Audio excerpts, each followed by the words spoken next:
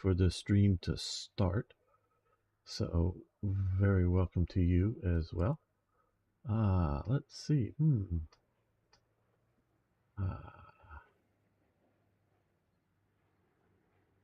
I don't know. I think I'll just start by myself here.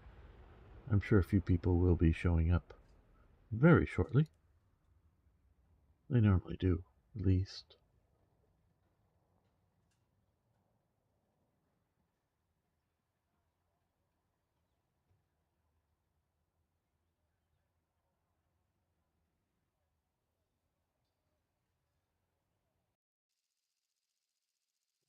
Single point. A single point of contention.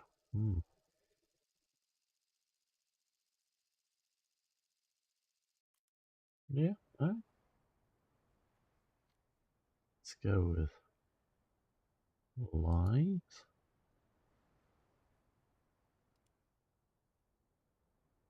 We're going to go with AP rounds, and we're going to rush the point and probably die very fast. But hey, it'll be glorious. We got an M22 here.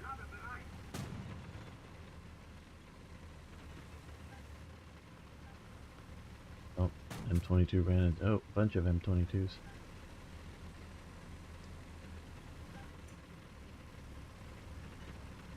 Who are we fighting? Everybody except ourselves.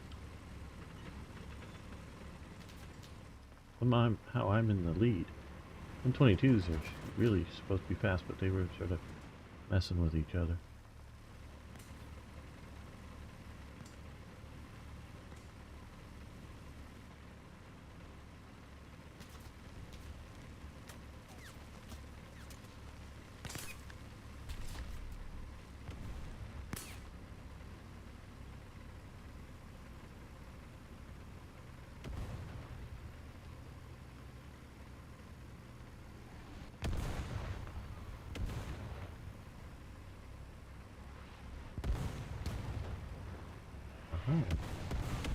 On the point, yay.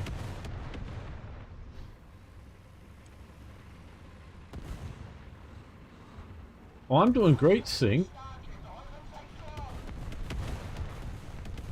Thanks for showing up. Yeah, yeah, I'm doing good.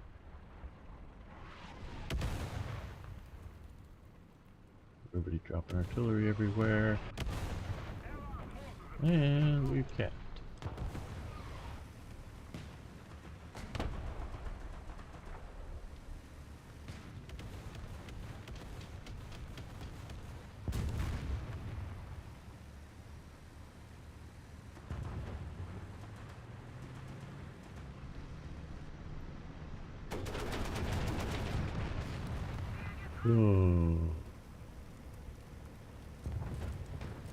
Guy out in the field there.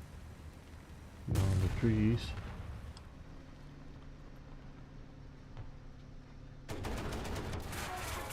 Oh, somebody closer saw me first.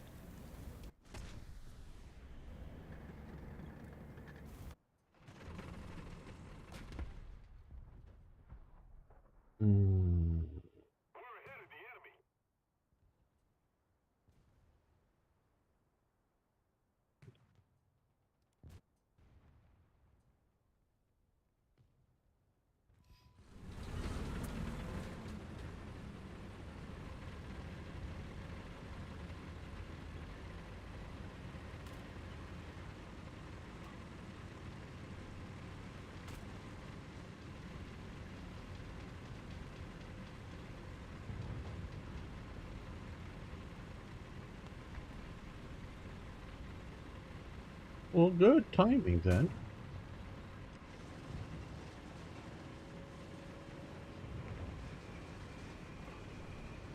I finished my breakfast about half an hour ago. So, hey.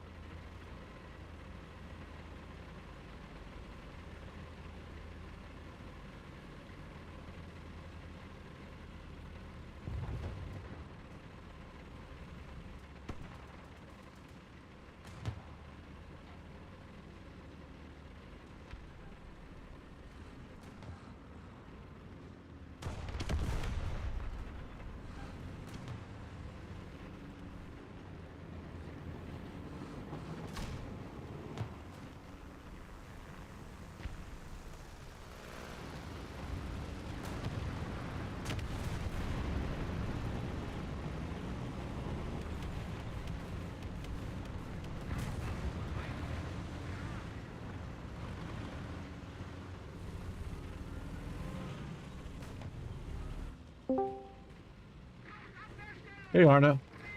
Hey, gamer. How are you? Doing good. Let me boot up War Thunder. What BR Alright. are you doing? 2-3. 2-3 Germany? Yeah. Or... Yeah. Sure. Booting up.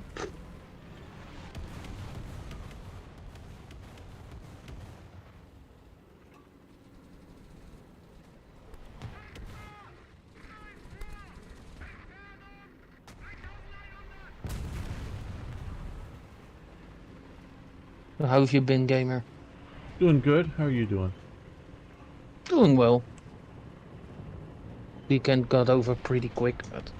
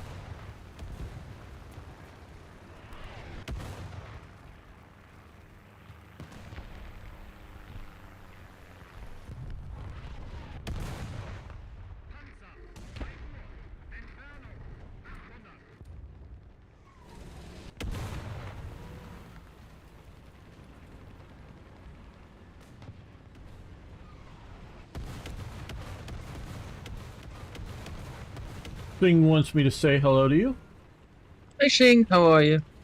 and he hopes you're doing well. I'm doing reasonably well. Okay. Good to hear.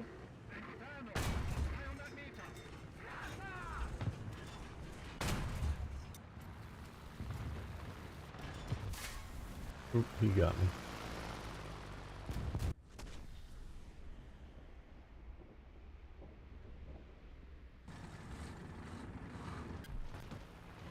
Could have used the pointier bullets. Let's use explosive rounds instead.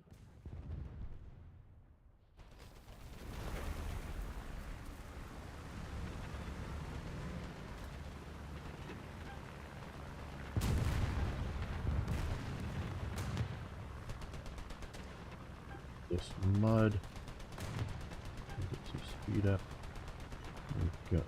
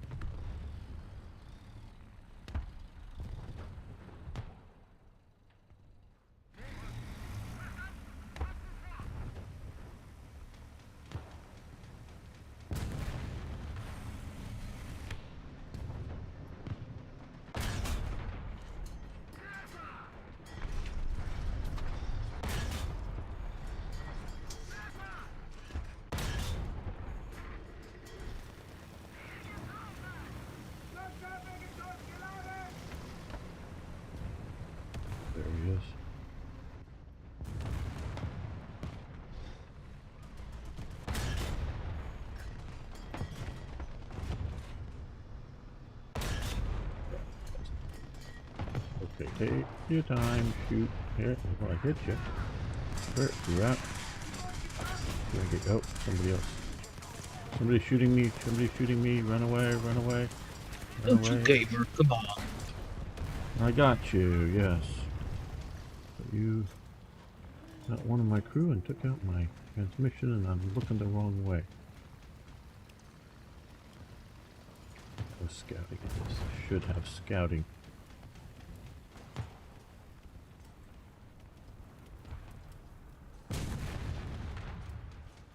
Being down there, and there's another one down there.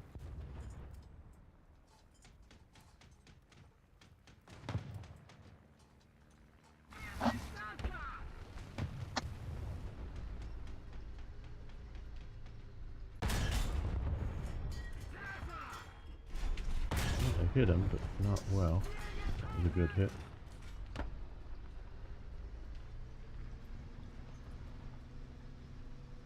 Another one. Okay, right like that maybe? No. Oh. Somehow I still got him even though he landed short. Oh, and somebody else got me.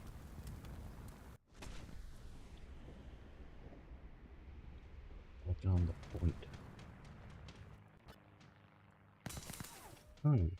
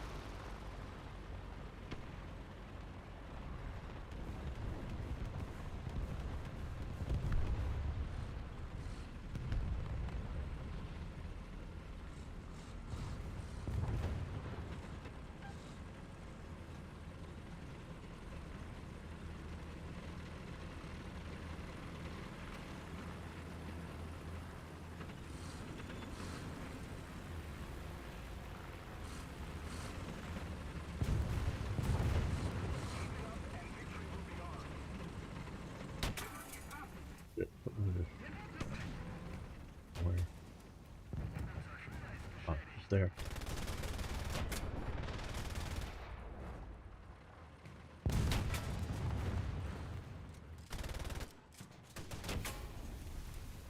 Way out there, Stuart got him.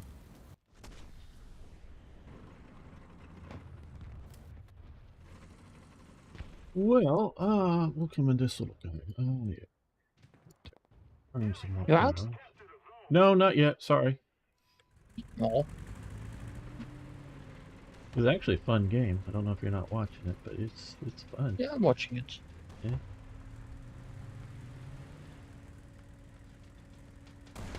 Oh, you have the rocket thingy. Yeah. Not very good at this.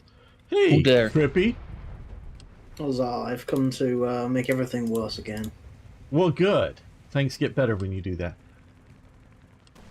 Yes.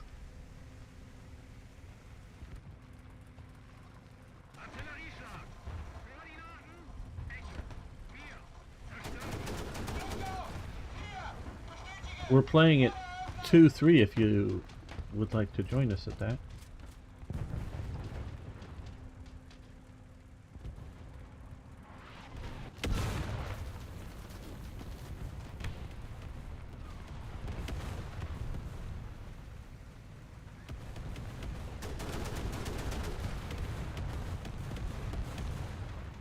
Two of them here. Okay.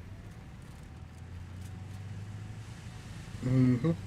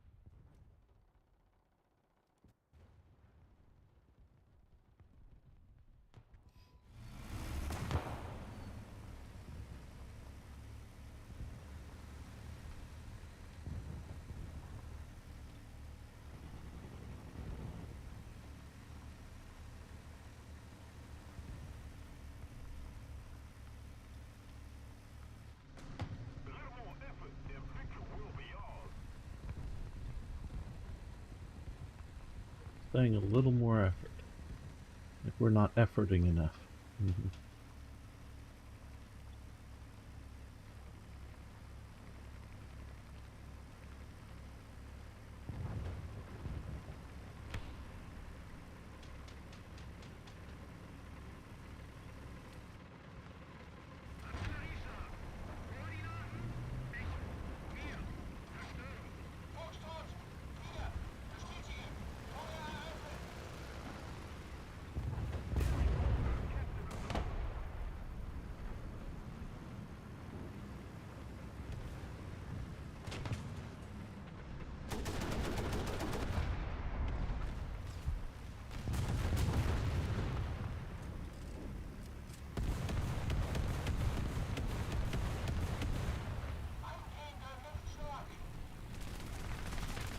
You're right there.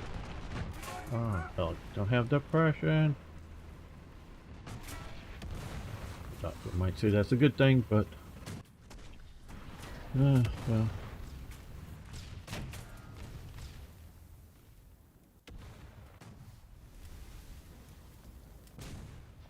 Almost lost, but we've almost won. Are we gonna win or are we gonna lose?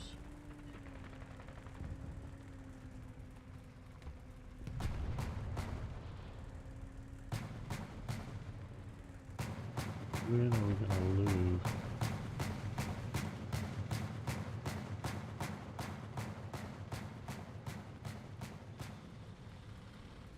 We're gonna lose.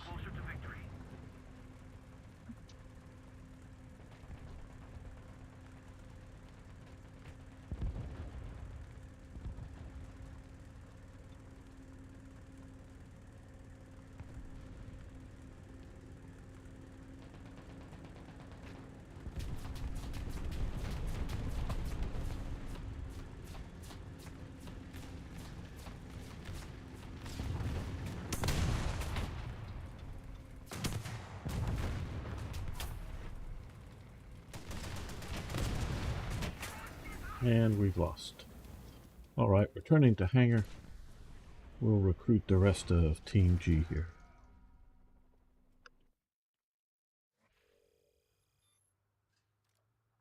Hmm. 2 invites to squad.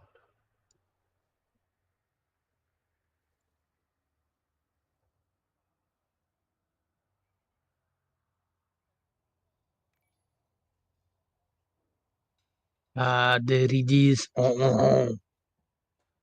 The French. Yes, it was us. Oui.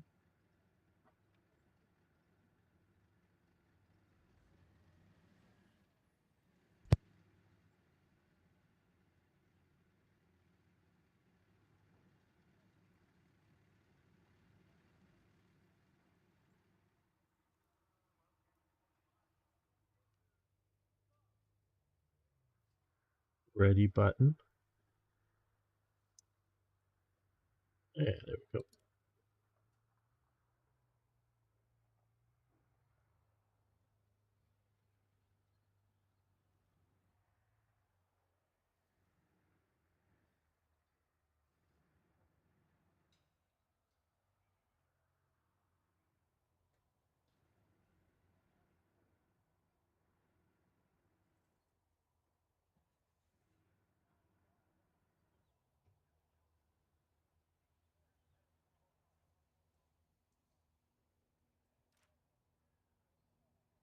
And there we go.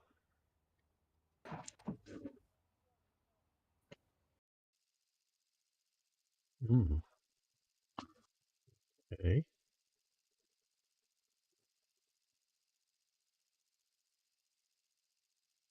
Ah,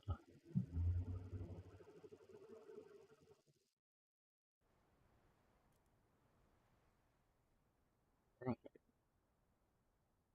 Yeah.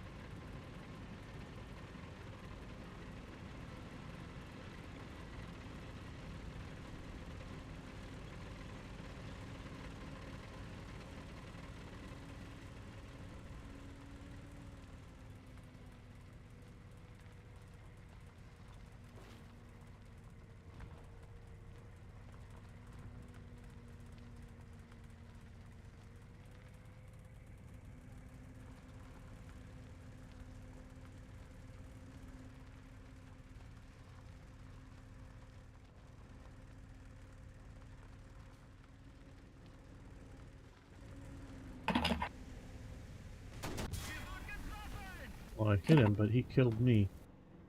Mm-hmm.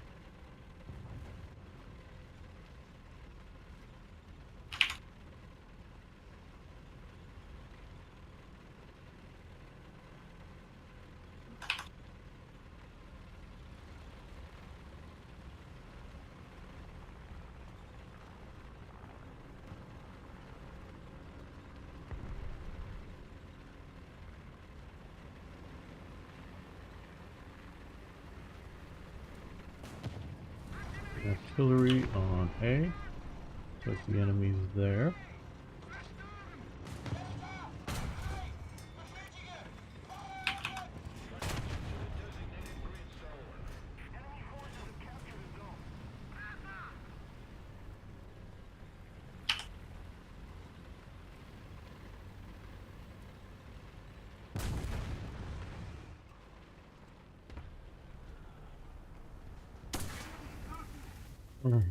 Where did I get killed from? Okay. Right of that game? Swedish Mad Max. Hey, Admiral T. How you doing? Thank you for the super chat. Character is running, kneeling on the floor. His arms are open, the slightest lemon appearing behind him. Okay. Well, thank you very much for the super chat. I do appreciate it. And I do appreciate your fighting, in my opinion, a lost cause to save a great thing. Star Trek. Roddenberry Star Trek. Of course, I know you really fight for that. Yes. I think most of us here are fans of Roddenberry Star Trek. Same here, I love it.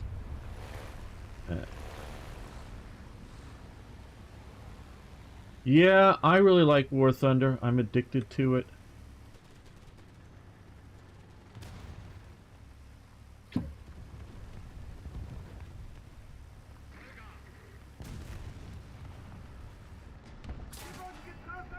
That's gonna be hard. Oh, my gun is out. Okay, gonna move. No, okay. Yep, that Swedish guy got me again. He's hanging out in the bushes. Okay, he's hanging out in the bushes. I gotta go kill him. Well, let's come with a Panzer II, something light, maneuverable.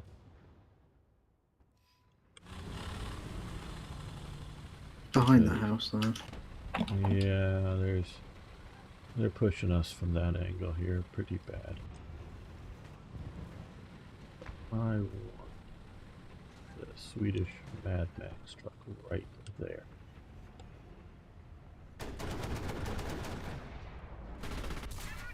And he got me, even though he hit him, he got me. Come on, the little medium that could. Yes, no, fight the lost cause. I encourage you to. I would love to see real Star Trek again, new stuff, but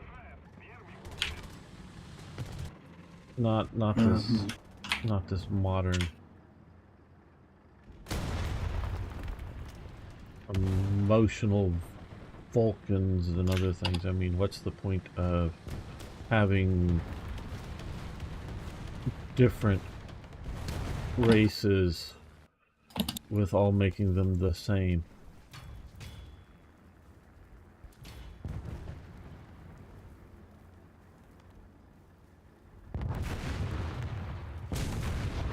And everybody out there, you should follow a link to Admiral Teague's channel. He does some really good work. Oh, there's somebody there for you to shoot.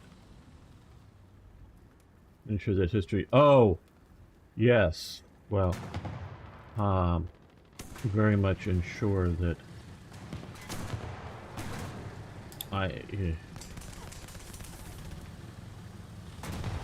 Star Trek is one of the most profound TV series and movie franchises.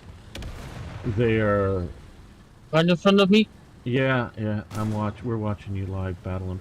They're a profound element on our culture and cultural development. We are just going through a bad place. Oh, when the Vulcans are just as evil. Yeah. Hello. Reyes ain't here. Vulcans are evil. Oh, Vulcans aren't evil. Wrong. Yes, they are. Well, I don't think so. What's evil about the Vulcans? Everything. Everything? Oh, come on. Are we all out now? Oh, no, there's Arnold. Okay. No, not yet. Okay. And there we go. Yeah. Oh, certainly, Admiral Teague. And so it is a profound cultural touchstone that I think Star Trek has massively contributed to our society. And was 1 hour show good enough for TV that made sense? I missed that. Oh, absolutely. It used to come on here at Saturday here in LA area, Saturday and Sunday at 5 p.m. I remember I would try to get inside and watch it.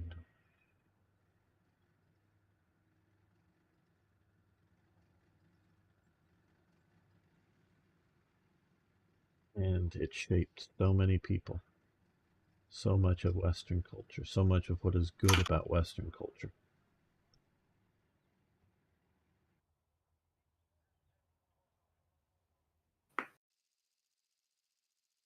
Ah, 8 point. Okay, let's. New Check destroyed people's favorite things to do with their family. Well, I think it's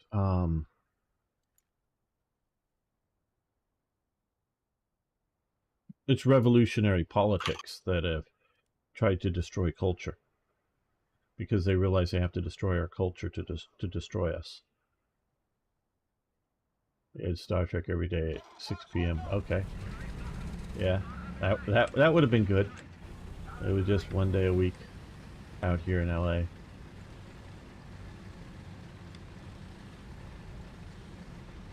Where's everybody going? Let me get out of this mess of vehicles here. Okay.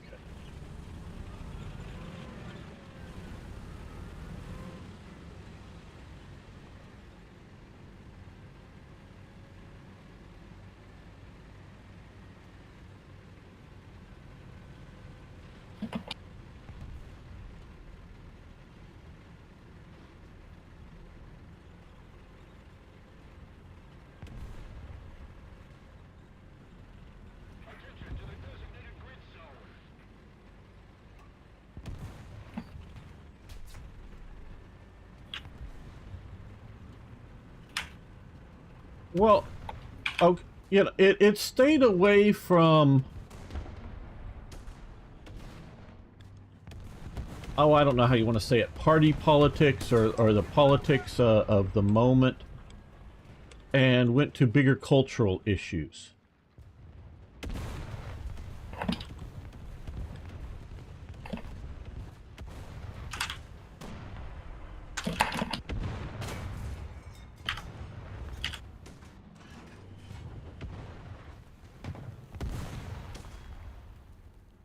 And that's what's good that science fiction can do that other media can't.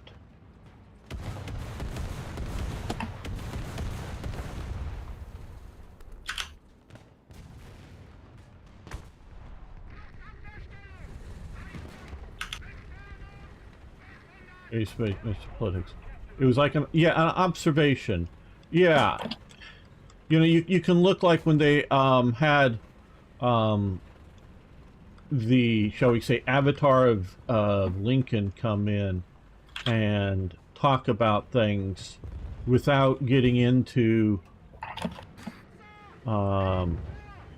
the serious cultural issue or serious political issues of the day, especially dealing with the South and all of that. Before when it was being created, it was before my time.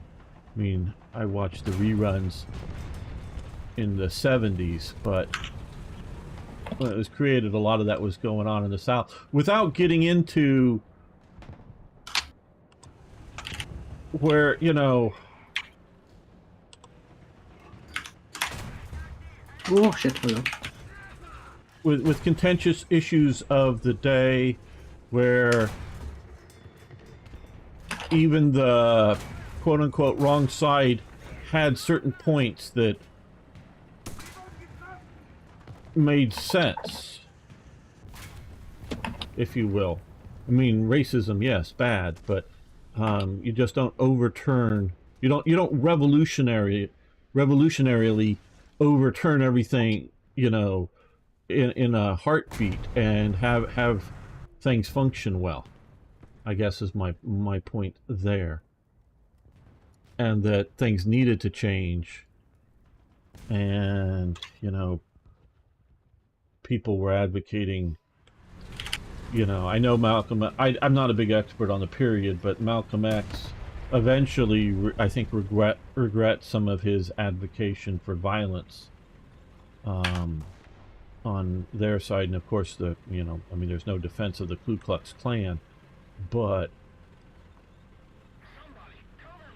they're changing society, like I say, in a revolutionary sense overnight is a bad way of going about it. And so when you have Lincoln showing up on Star Trek talking and whatnot, really sort of speaks volumes, without trying to be, yes, exactly, like Vietnam issues. Or, they don't take political episodes, they go before against the war, and you made me think. Now, yes, how do you think? Exactly, that kind of thing. And that's the type of thing, and that's where Star Trek excelled.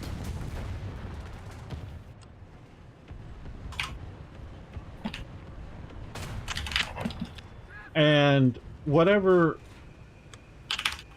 you cast, the crew, the Roddenberry and people thought of things like God and whatever one of us here's opinion about God. You have when Kirk asked, why does God need a spaceship? In the later movies,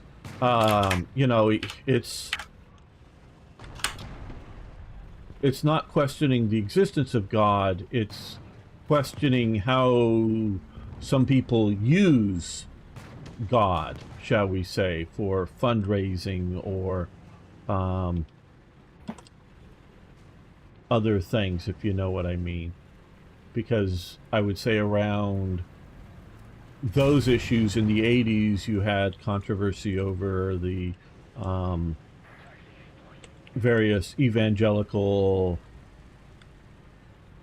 ministers getting rich, shall we say, off of preaching without trying to dismiss the concept of it, but looking at the issue without, again, directly tackling the issue. There, over there. Okay, let's see. Machine gun, just a truck. Kill everybody there. Oh, somebody got me.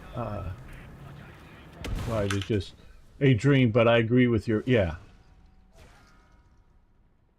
It was Rudy from $6 Million Man, yes. So, yeah, and it's that kind of thing that, to me, Star Trek embodies so much that this new stuff just doesn't.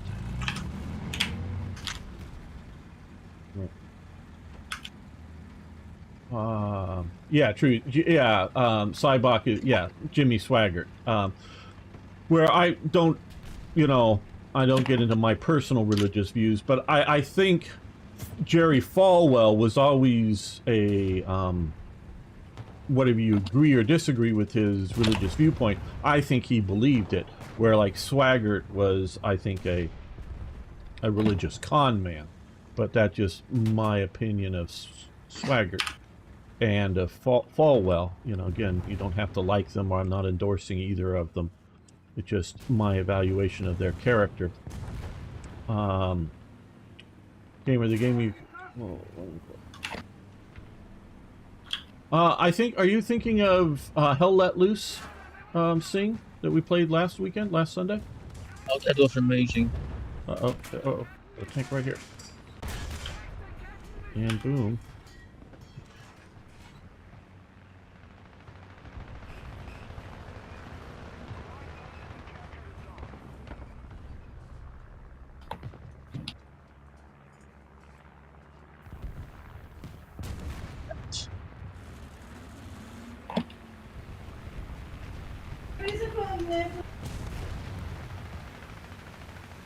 Yeah.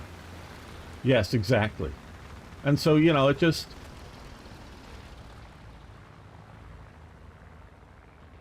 It goes from artistry, shall we say, in tackling issues.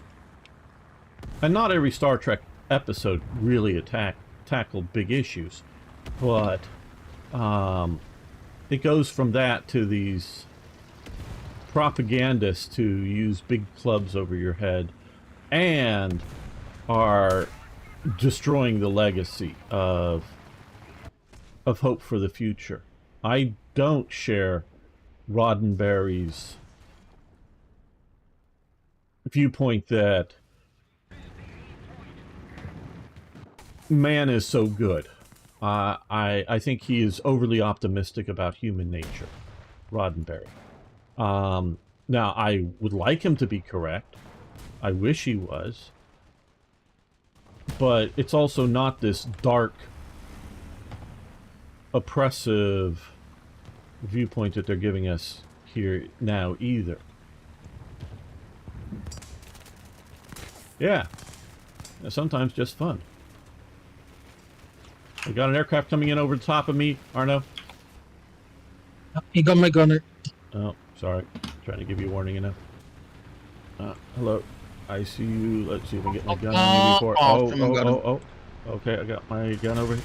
Boom, got you! But you got my engine. Okay. Well, somebody got my engine. I think it was him.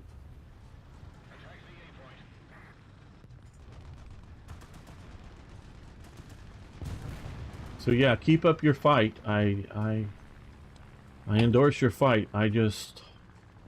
Where I think... you know, as you can tell, I grew up on Star Trek. Second repair? Like Doomcock did, and I presume you did too. But I still think there's a chance for Star Wars. I just don't see it for Star Trek. But keep up the good fight, man. Hey, ZZ! Hello, we got a guy right in front of me here. Hit him, but no damage. Somebody's gonna come and kill him for me. No. No. Okay, nope. Back up, reload, back up. He's reloading too. He's got a big 50 caliber belt to reload. He's got his reloaded. And he got me. No problem. Hope the emergency works out, Singh. Hope everything's good with you. Oh no. Something happened to him again? Be smarter and more reasonable. Yeah.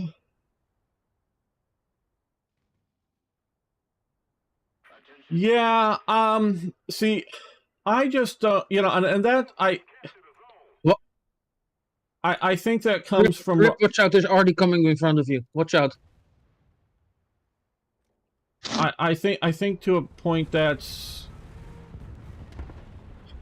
the progressive nature of Roddenberry's life experience and viewpoint.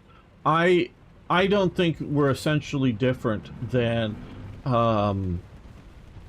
humanity has been since recorded history. I don't know about prehistory. I'm a historian. I study history. I don't think we've significantly changed.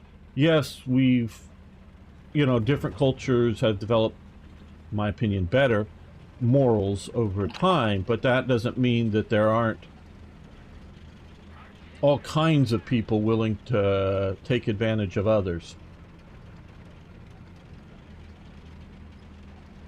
No, the cops? Uh-oh. Well... What is happening? I don't know. Singh's having a bit of emergency. He's getting the cops in on it. Uh-oh. And yes, even the chat too much. Singh is from India, if people don't know. Here, hello. Well, we hit him. Oh, degree in history, yes. I just minored in history in college, but I definitely study it. And that's sort of... I mean, this is sort of a fun participation day here for the channel, but normally I play more strategy type games and often focused around World War II and talk about the history and whatnot around it, as well as other periods. So, yeah, maybe we will develop more, you know, humanity 2.0, but even they talked about, you know, the potential problems with humanity 2.0 with the whole Nomi Singh and the you know, eugenics wars and the problems there. So, you know, it Pardon just me. me too. Yeah. Yeah, I see him. Oh, and I died. Oh yeah, I'm so yeah, I am not a progressive. I mean, sure, technology, you know, that is progressing. Not worth coming back in. Let's spectate. Okay. Oh,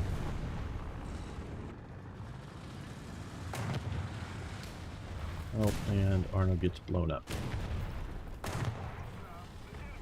So I am more of a cyclical person, looking at history, that it goes through cycles, as opposed to the sort of Whig history of the 18th century, which really puts us into the you know, that the man is making progress. Okay, do you think they'll convict Trump? I mean, with Obama appointed judge, jury, DC 90. Well, I think Trump is guilty of being Trump. Um, I don't think he'll see a day in jail. I mean, that's because he'll fight it through the courts, and when he's elected president, he'll just pardon himself. So, I mean, that agreed. Notice there was no eugenics war evident when they got to 2023 weeks. I've not been watching any of the Star Trek. I get you know, I whether it's stuff that you or Doomcock or others have posted, or other, you know, things, little clips I've seen, but yeah, and no, I don't even think the current people pay any attention to the history within Star Trek, you know, or you know, our future history, that they are things pass out in the living memory. We make this, yes, that type of thing. I believe humanity is cyclical because What do you mean even by though, that, Kevin? meaning you know, things go in cycles. It rotates through, as opposed to progressive history thought that humanity was on a path towards betterment and progress. It was sort of with the age of enlightenment and post all of that, and it comes in the English. I know, you know, everything through the English speaking world. It really starts in what they call Whig history, and a lot of the historians back in the 18th and early 19th century were writing history as if it was a progression out of, you know, from barbarity to civilizations, with maybe a few fallbacks in the, you know, the Dark Ages or something, you know, from classical civilizations, but man was progressing. And then you get into the more modern progressives, which are um, the term, what it really means is communists who aren't revolutionaries, is that's who progressives are. They believe that through progress, as opposed to violent revolution or immediate revolution, but through progress, they will achieve their communist, or if not exactly communist, maybe, especially in the more modern sense, some sort of utopic vision. And oh yeah, I love Doomcock. Yeah, he's great. Um,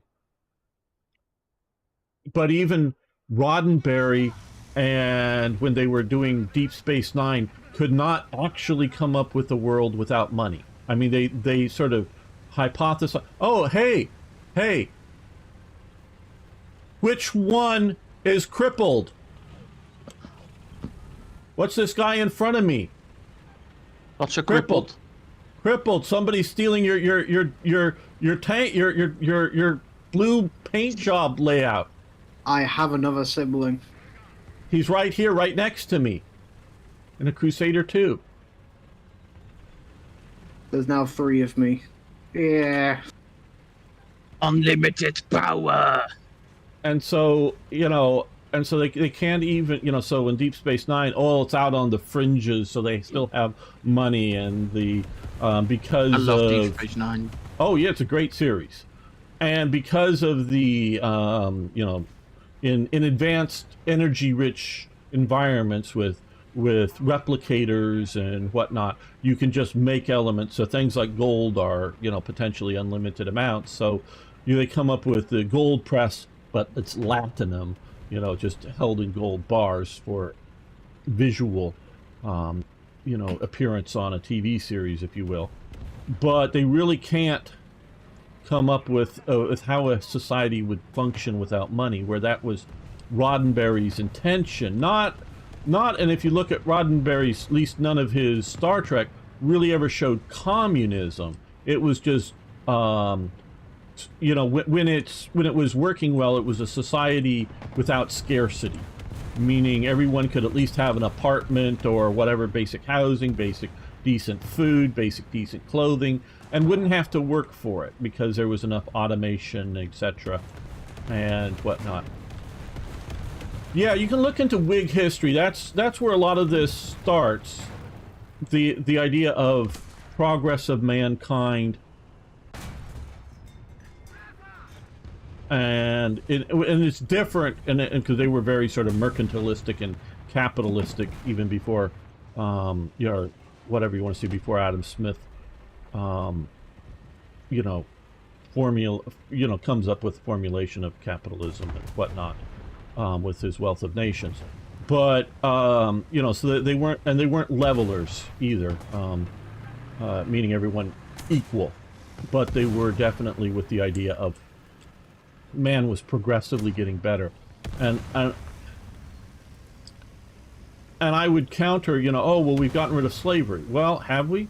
But I don't mean just in the idea of China and the Uyghurs or something, but we see common acceptance of slavery, whether it's, you know, the Soviet Union or China, or the Nazis or whatever, massed force labor, and maybe it's no longer the idea of personally owning a slave or something, but it is slavery to the state, slavery to other things. So this is why I reject personally the idea of progress.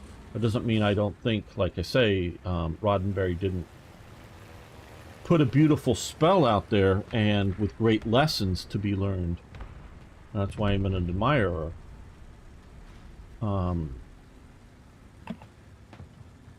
But like I say, since you can't even articulate how a society would work and function without a medium of exchange that we might call money, once you get away from the active of the ship, shows you, you know, sort of the limitations of his thinking. Mercantilism is an interesting corruption of capitalism. Yeah, well, yeah, it works. Oh, when we have androids, I'm getting an android butler for sure. Oh, but how are you going to pay him? What are you going to pay him? Is he, you know, how are you going to treat him? You know, what's his rights? You know, I mean, it's just...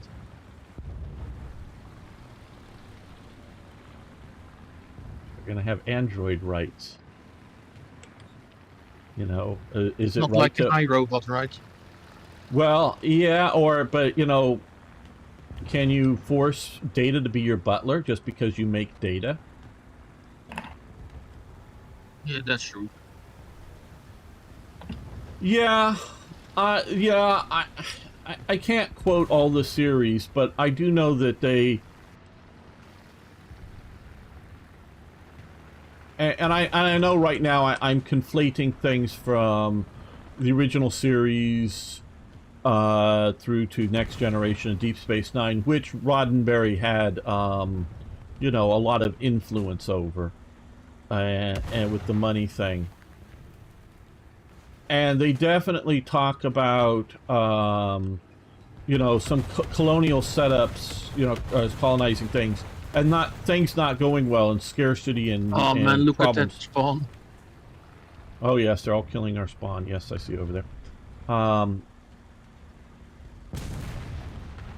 But when it seemed, if memory serves, when it seems like there was a well-developed society, everyone just lived well, and people chose to want to work. We got a guy right here. Let me just drop some artillery right in front of me. Yeah. Yeah, well, the collector tried. Absolutely.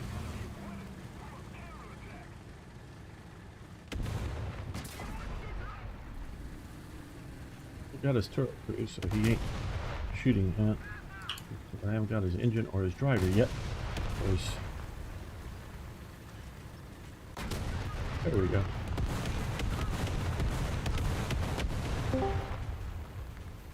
Hey, Strong Arm. You doing? Hey, strong arm. Right now we're doing yeah. 2.3. Yeah. Germany and Britain. So if you want to pick one of those two nations. Okay. Now you see, I wonder. You know, with the collector, and I was actually thinking about that episode the other day. That, and also the sort of early discussion that Picard has with his brother or something about the difference between synthetic wines and naturally grown wines and replicated stuff. If you're truly replicating something, once you replicate it, you should not be able to tell the difference between the replicated and the original. So once you get the pattern for a particular wine, it should be indistinguishable from an original. But if you want a slightly new vintage, you know, a slightly different vintage, yes, you need to grow and make, you know, a new wine. I wouldn't try the Sung type android. Well, yeah, but you're presuming your butler android wouldn't be any different than that. Or why would you make a mentally deficient android? Why are you making an android that is not fully functional? You're sort of I don't know. If you survive that. If you read any of the David Weber books, is set in the Honor Harrington series, in which they have genetic slavery, in that they make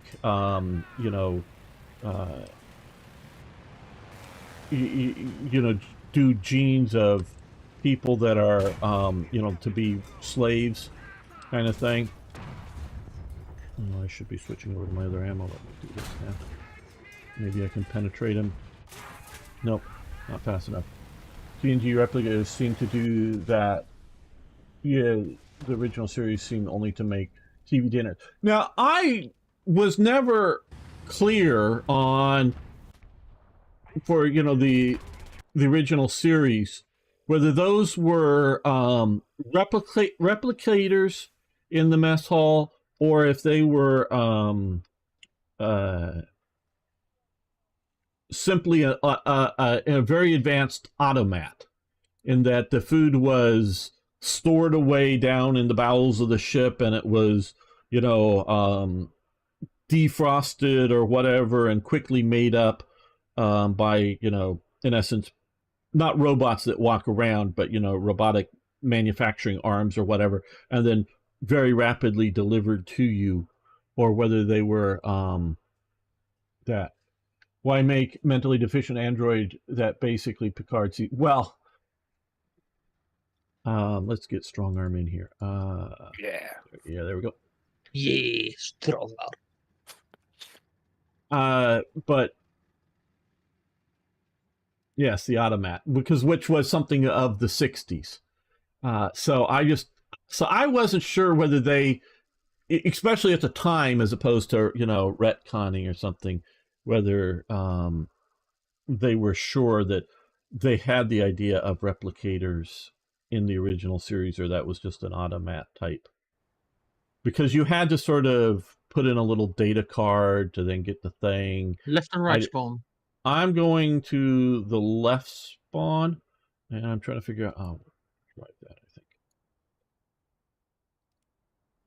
So yeah, and so within the Honor Harrington series, they basically make clones that are designed either for hard labor or and some very intelligent clones or whatever, but they're basically designed to be human slaves, and they're not naturally genetic people, and these are done by eugenicists who are trying to also have not slaves but others that are of very sort of the master race, if you will, genetically developed in a different eugenics war of the past. So if you're making androids that are less than you could make them, and making them dumb just to be your servants isn't that cruel. I'm just playing weird.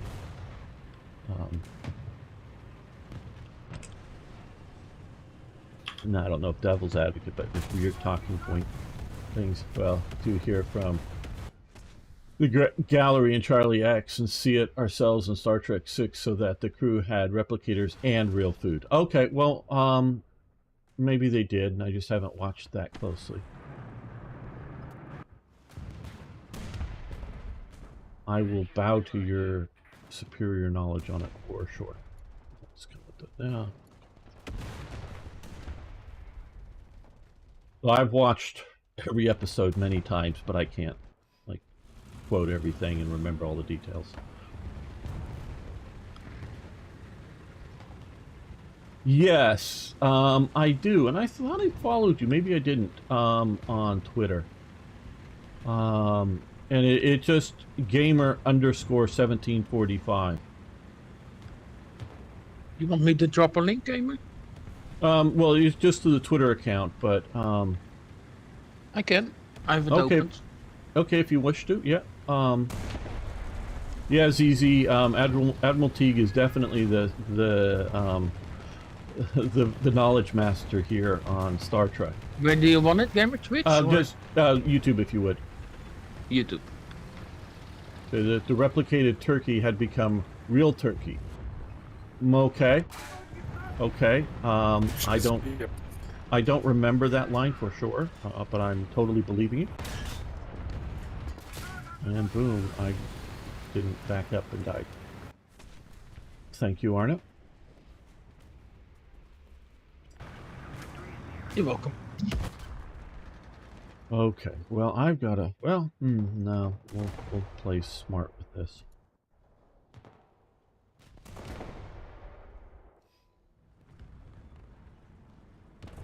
Gruber's little tank. I certainly would. Damn.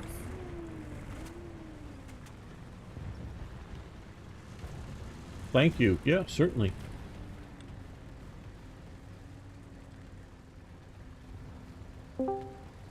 Hello.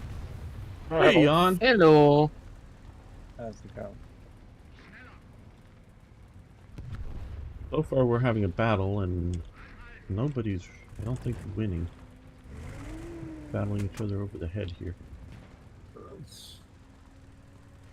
Sounds good.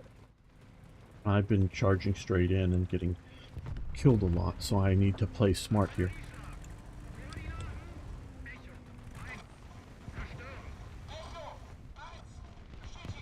How low we are? Coming up. We're doing 2-3 right now.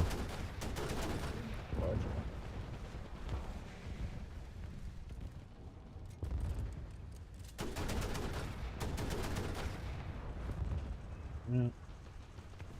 I'm just firing all around him, I guess.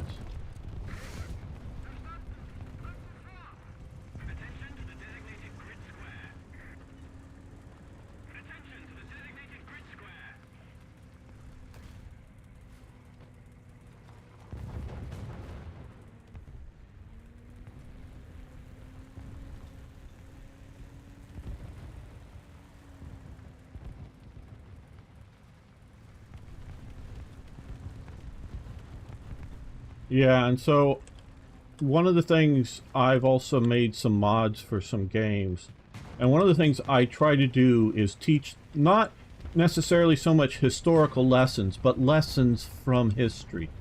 You know, yes, definitely talking about some historical details, but like appeasement in the 1930s for Hitler that then lets the Nazis grow and become the threat that they do, and things like that that I focus on, so that people will see the symptoms of the disease when it shows up again in different formats, and trying to teach while gaming and not just teach from a book or a documentary or something that is different. So how gaming needed an unteachable way. Yeah, how you know how to make this stuff useful in a historical setting. Now this is just obviously bashing each other with tanks and aircraft and whatnot, but historical things. Yeah, oh yeah, and I'm, you know, that's a Sherman, and yes, it got me. It's crazy as the Germans has lots of armored and fast, lightly armored vehicles when they're winning, and when they switch to huge tanks, they start losing left and right. Yeah. I wouldn't put it that simply as the cause, but that is definitely a correct observation. Boom. Okay. Big bomb.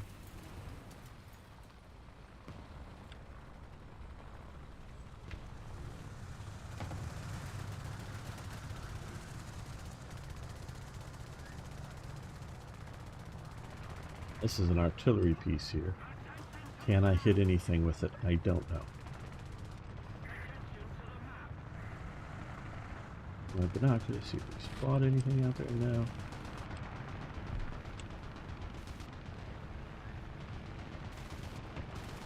They're pushing down. Here. Yeah, exactly. But it's, you know, and it's, so when I play, you know, strategy games set in World War II, I talk about the history, the politics, and whatnot around it. Talk about how things like Poland, when Germany is carving up Czechoslovakia in 1939, finally.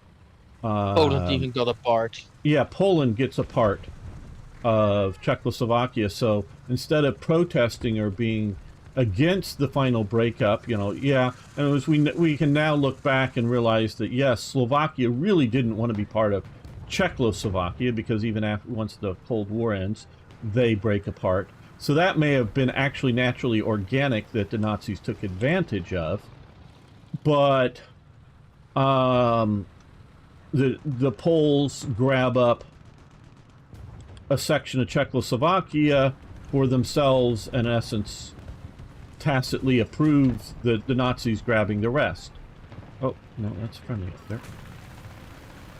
And so, as opposed to forming a united anti-Hitler front, or some such thing that might have made, whether it would have or not is another question, but might have made the Nazis pause a bit in their expansion. So it's things like that that we might... is there an ally that needs repairing nearby? Up ahead, and moving towards him. And different lessons like that. Okay, let's see. That's at about there. Okay, well, you moved. You see, this is really just... I Okay. got shot from somewhere. Oh, behind me. That's why I didn't see him. Shoot with Fire? oh yeah, the Russians are just, you know, like you see, or whether you can go to Napoleon does the same thing eventually with Russia when he has effectively conquered Europe, except for, well, whether you want to call it Europe or not, Britain. But oh, we can watch Strong Arm fly his Stuka here.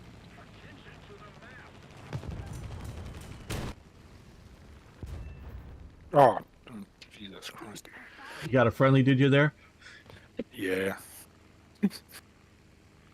You know, and so, and since Napoleon couldn't effectively get across the English Channel because Navy just, even though big, wasn't up to dealing with the British Navy, you did have, so he goes off into adventuring into Russia and kills the Grand Armée with just a few thousand coming back out. So it's the same sort of lesson that Hitler didn't learn.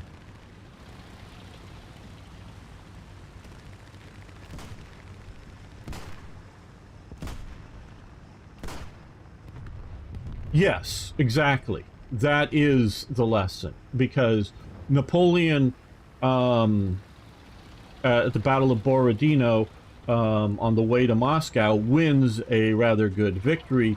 Bring the main element of the Grand Armée comes into Moscow, very much an effective fighting force, finding Moscow burning with the food reserves being destroyed and freezing, and realize that he can't stay there. And his experience had always been either the enemy must either fight to defend their capital or counterattack, as he had taken Vienna before, and the Battle of Austerlitz happens after that. But where the Russians weren't playing by the rules of having to defend and fighting to defend their capital, in which he thought, and probably could have, crushed the Russian army if the Russian army was going to stand up against him.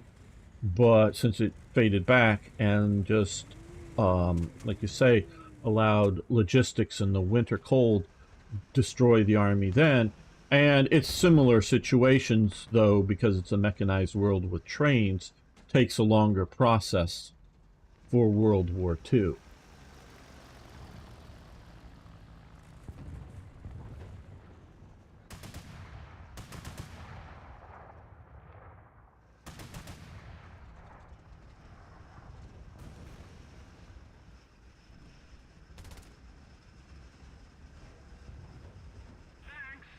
Hello. Got them. Emilio Friedenberg, how you doing?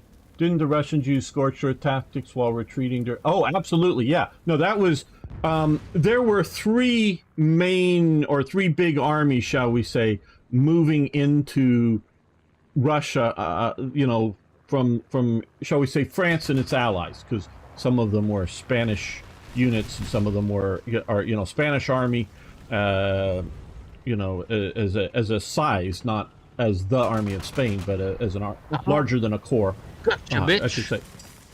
And there was also a Prussian armies moving in, but the main central one was Napoleon's, and the biggest one going in, and it was starvation that kills that army. I think it's like about 100,000 men. I don't remember all the numbers well, but it's like 100,000 men at the time of going into Moscow. I think it's like 5,000. So that's the level of casualties they have by the time they're getting out of Russia, marching out after that winter. About 5,000 march out. So they have about 95% casualties there. And that isn't because of, I mean, there are skirmish combats going on as the Russians, or as the French are retreating, and the Russian various military forces, Cossacks, whatever, are skirmishing with the retreating French for sure, and because the French are not just staying together as one cohesive unit, because they're trying to forage around the land to find something to eat, you know, in smaller units. So there is fighting, but it isn't big battles that were crushing this force. It was just The starvation. Russians kind of didn't bother, tried to evade and not engage, didn't they? Yeah, as any main battle. Their last big engagement attempt of Napoleon's main army group that he was directly of command of was Borodino. That was trying to block them from getting into Moscow. Napoleon wins that, and from that point on, the Russians, it's an avoidance situation from big battle, and they don't feel the need to surrender or come to peace terms just because the enemy is occupying the battle. Austerlitz set him up. He swooned instead of considering his next move. Yeah. Napoleon's army invented. Occupying Moscow doesn't. Oh, absolutely, yes. Canning was definitely done during the Napoleon's reign. It was the British Navy that started it, wasn't it? No, Royal Navy. No, it was. There's a very good series called Connections, by James Burke. It's a TV series. And then they went on to make, I think, 2 additional series. But the original Connection series, I don't know if some of the stuff is on YouTube, but it connects threads through history of how you get from point A to point B, and that's where I learned about canning, because he does talk about that. But canning was super expensive at the time, and only done in only done in very limited quantities, never in a scale to feed a Napoleonic era army. It was just starting out. You've seen some of it, yes. It's very good Admiralty. If you ever do get a chance to see more of it, it is really good. Right on my mark. And the it has probably one of the greatest shots in television history. He's immobilized. Grip, come here. There's like fucking 4 of them, my guy. Yeah, he's. And by 4 of them, I mean there's the guy shooting at you, which I'm trying to. Yeah, there's a guy from behind you trying to shoot you right now, Arno, up on the hill. Here we go. So get behind this rock. Drive forward. Drive forward a little bit, Arno. I can't. I'm immobilized. Okay, Jimmer, yeah. Okay. what were you talking about? The series Connections, canning. Well, no, it really wasn't even that so much. It was an invention that was coming about at that time. The scale of setting up and doing with canned meat. So, but they had it was the greatest scene that James Burke, the announcer, does his intro, and it's live. It was shot live. It wasn't broadcast live, but it was shot live, in which he's doing this intro where he's walking and talking, and right at the exact right moment, one of the NASA rockets, or was it the space shuttle? I forget which, takes off. And so, because they're just timing this whole thing, and he's doing this whole, and you can't like redo it because it's all done. It's not any special effect. It's all done, and he's down at the Cape Canaveral back in the 70s when this was done. So, that I love making connections through history. Yes. So if you I found James Burke's show on here. Yeah. Yes, there. Yeah, and he's done some other stuff too, but it is really good, and that's where I learned about the canning, because he'll take a thread from like the Middle Ages and how it leads up to the space shuttle or something, and talks about the inventions that then triggered other inventions and allows other things to happen and all that stuff. So that's a good way as a kid that I learned a lot of the history and have gone back and rewatch some of those episodes. But if you're interested in that kind of stuff, it's a work of greatness. At least the original Connection series is. They made a couple further series that partially they're not so good, is because they've already done the good stuff. But Oh, good shot, Arno. You're welcome.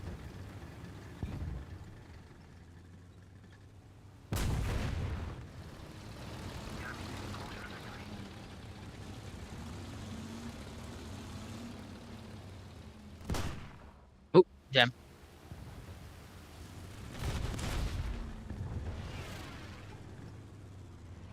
Something else is with me on B. I'm coming to support. Yeah. Where is it? Crowded. in I'm this going to disappear for a bit. I'll be right back. Okay. Sure.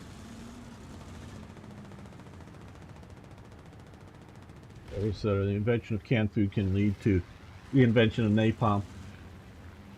Yeah, and it's and you know there is and it's like canned meat with boiling and tinning and it's not just because there is preserves in using like sugars and whatnot prior to canning, but it was a mixture of things that gets what we're talking about with the Napoleonic era. Party on 8.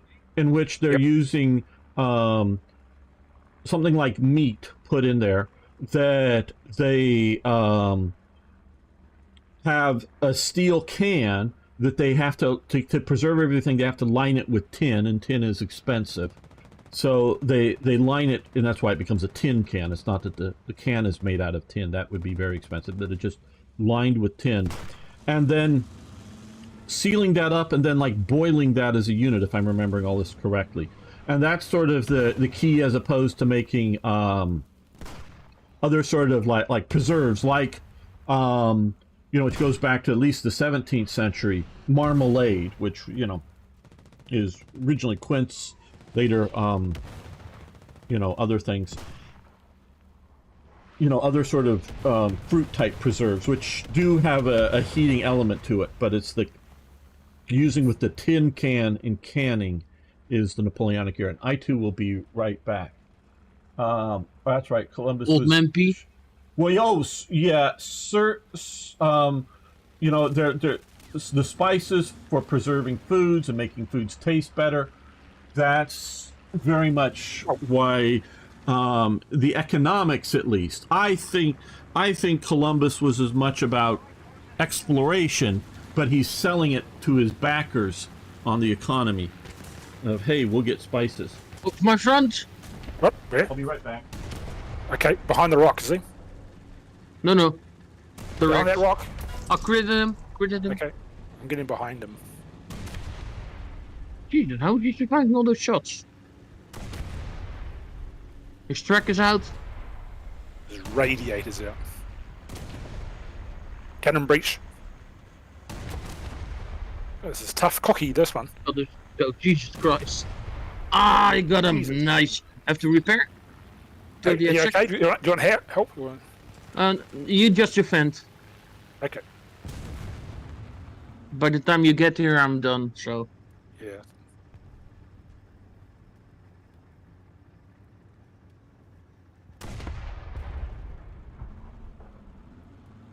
Right around there. Yep.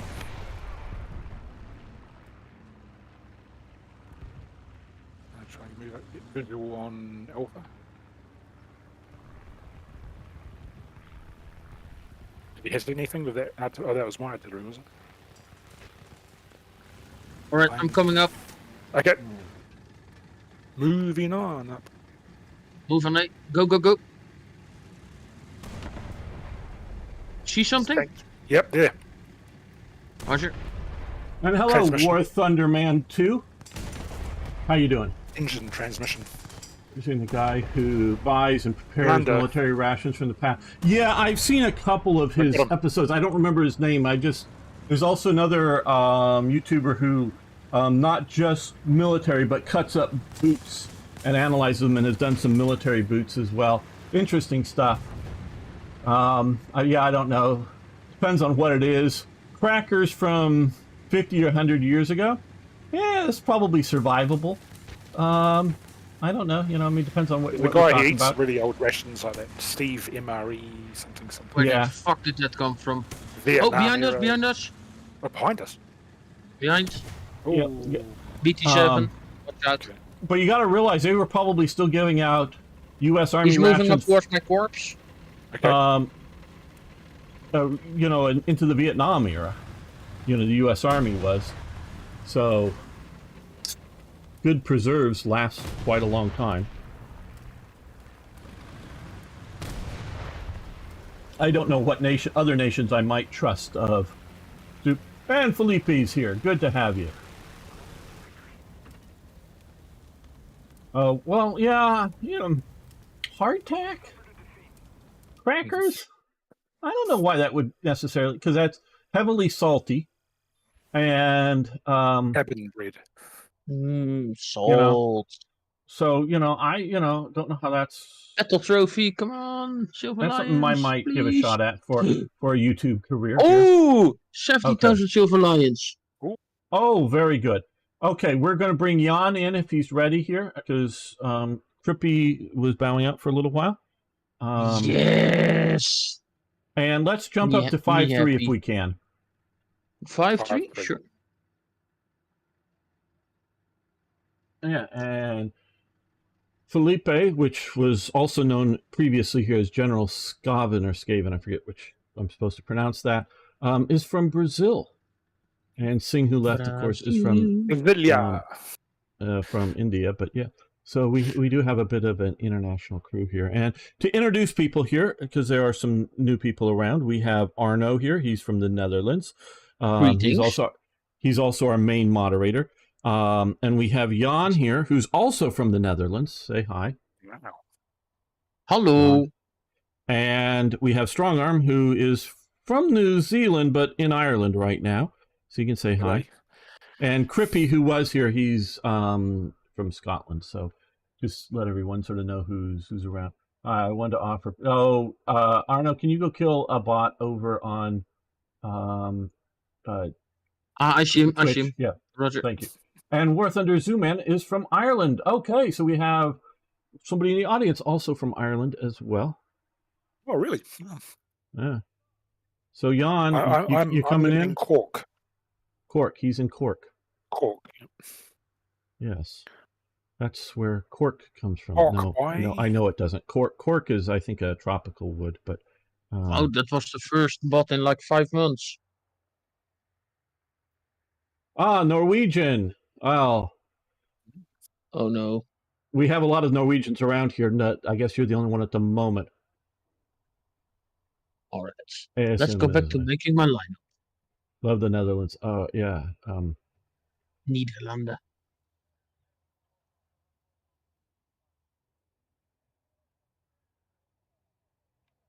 Jan, you here? Jan? Ben je daar? Well, when Arno gets ready, we'll go in. Yes, so... Almost ready. From Queens, yes. I know you said earlier New York, so I didn't know, but Queens, yes. Ren DMC. Oh, and yes, ZZ, of course, is from Appalachia. I'll call it that, because I don't remember exactly what state, but if I remember correctly, from Appalachia. Why people try to shoot tanks with the planes, machine guns, and War Thunder don't do too much damage. Well, I've shot down some planes with my machine guns, and I guess we'll go in and we'll get Jan next time. For a few seconds, it max. It's almost like recon. It max it on the map. Okay, well, he's talking about for planes. Okay. If I'll tell you what. If the plane isn't attacking you, it would be better not to shoot at it, because shooting at it with your machine gun might or might not shoot it down, but definitely gives away your position. I get positional information from so many people that are shooting up in the air, much more... Gamer, where you want to go? I'm going behind A. I'm going behind A. Now, if it's coming in to strafe it, if it's coming in strafing at you, yeah, shoot at it with your... If you got a machine gun that can bear at it, shoot at it. Or main gun it with a Tiger.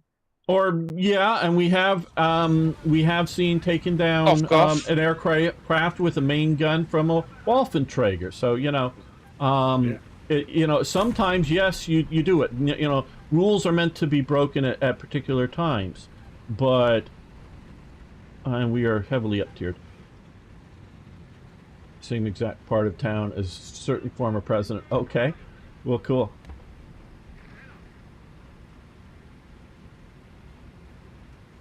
What state is Trump from? Ooh, Is he New York? Is he? Yeah, X3. yeah. If he can make it there, he can make it anywhere. Huh? That was the In idea from the New song. Okay, I'm gonna stop, which I shouldn't, and engage this guy, which is sitting right out there. And boom, got him. And the first strike of the match. Wow, how nice. Dangerous M18. Yeah. There's no one near him. Near him. Well, it's better not to stop out in the open. It's better just to keep moving. But I decided to be silly, and I succeeded. You decided to be stupid. Yeah, and I succeeded. I mean, you sometimes be stupid and succeed. Stupidity leads to success. It's on the snakes and ladders. It's on the ladders. Yeah, and just again, I'm from the greater LA area, shall we say, of California.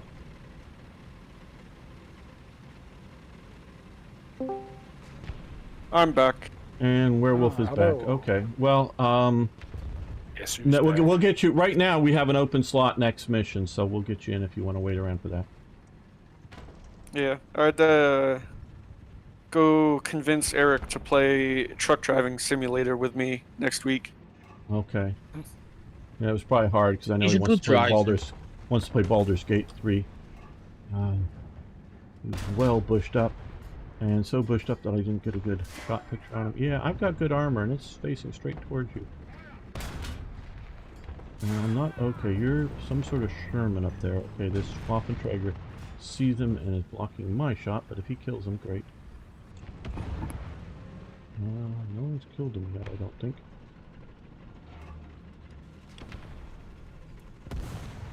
You can find that rock over there.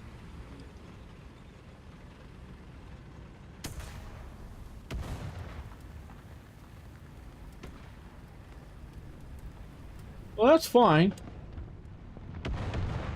I wouldn't want to live there, but then again, I'm not from there, so I have a different perspective.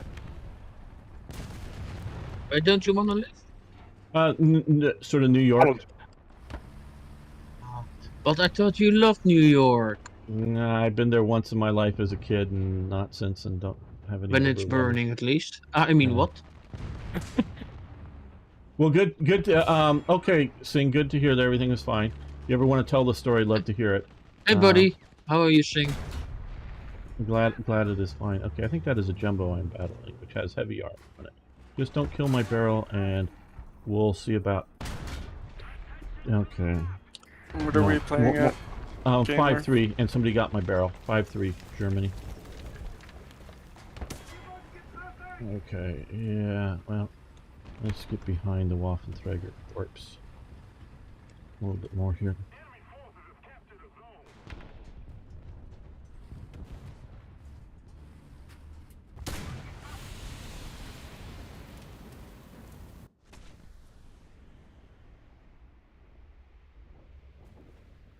And I got shot from the hill. Well, one good success, other sort of battling to not success. Okay.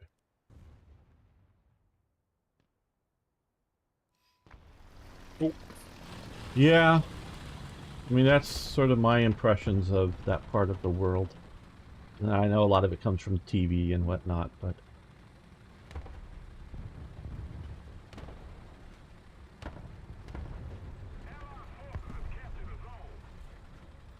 And thank you very much, Admiralty. Do appreciate you having around here. I normally stream at this time Saturday and Sundays. Saturdays are more strategy games and being mostly Hearts of Iron. And Sunday of group participation day and mostly War Thunder, though last week we were doing Hell Let Loose. We did Postscriptum too, but Yeah, unfortunately that died. Yeah, that game's died. I really liked it. I'm sad. Yeah. It's and I'm not. I don't know if we could, you know, somebody could set up a server and play it or not. But it just as an overall game, it's dead. So I'm not going to keep playing it. There's a couple of games competing for the same thing, isn't there? Yeah, One that's is that. And, yeah. Hell Let Loose is definitely in the same zone of a genre and type of game.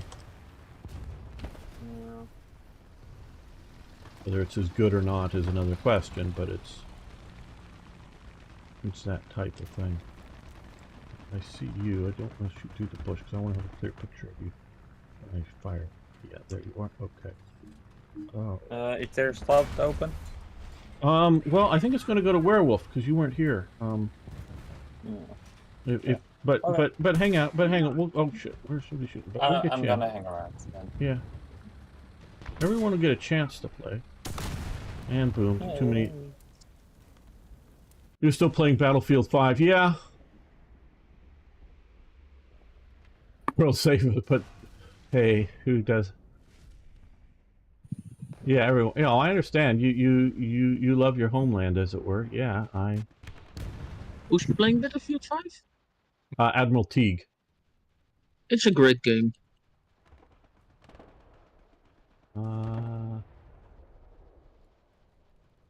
I have not played it, so I can't. I mean, I've seen video of it. It looks good. The first tank Brazil used was the FT-17. Aha. Okay, Felipe. I did not know that, but I am not surprised, as it is one of the first tanks and the tank that sets models for everything else after it. Did they use both versions of it, both the machine gun and the 37mm gun, or just one? That's the FT-18. Well, it depends on who you're talking to, how it's labeled, Arno. You're not wrong, but you're not always right, if you know what I mean. Because it depends on the army and nation and how they're. Oh, that was just a friendly person shooting. All right, back. all right. Yeah, so Even you're not Dutch wrong. has- Yeah, but Even my country had an FT-17. right. Yeah, that's what. Yeah, I'm not surprised because like half the nations, you know, in the 1930s had, you know, FT-17s or some copy thereof. The Italians had a really go fast version of it. I think just being Italian, they wanted to drive fast. yeah, Guyana. Yeah, the 3000 or something? 3001? Yeah, it's a Fiat thingy. There's a guy creeping up the. You know, he's Where? around. Can you mark? Yeah, I'm back on the map. Somebody- Well, that guy might somebody get them over. anyway. So. Somebody around here, I know. Oh, the king. Yeah, ooh. King Tiger there. He got that one.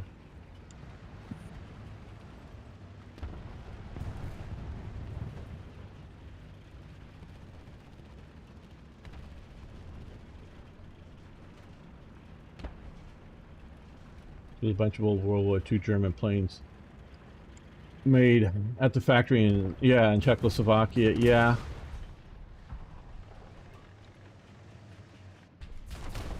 I also collect guns, Admiral Teague, and I have a Mauser rifle. You do?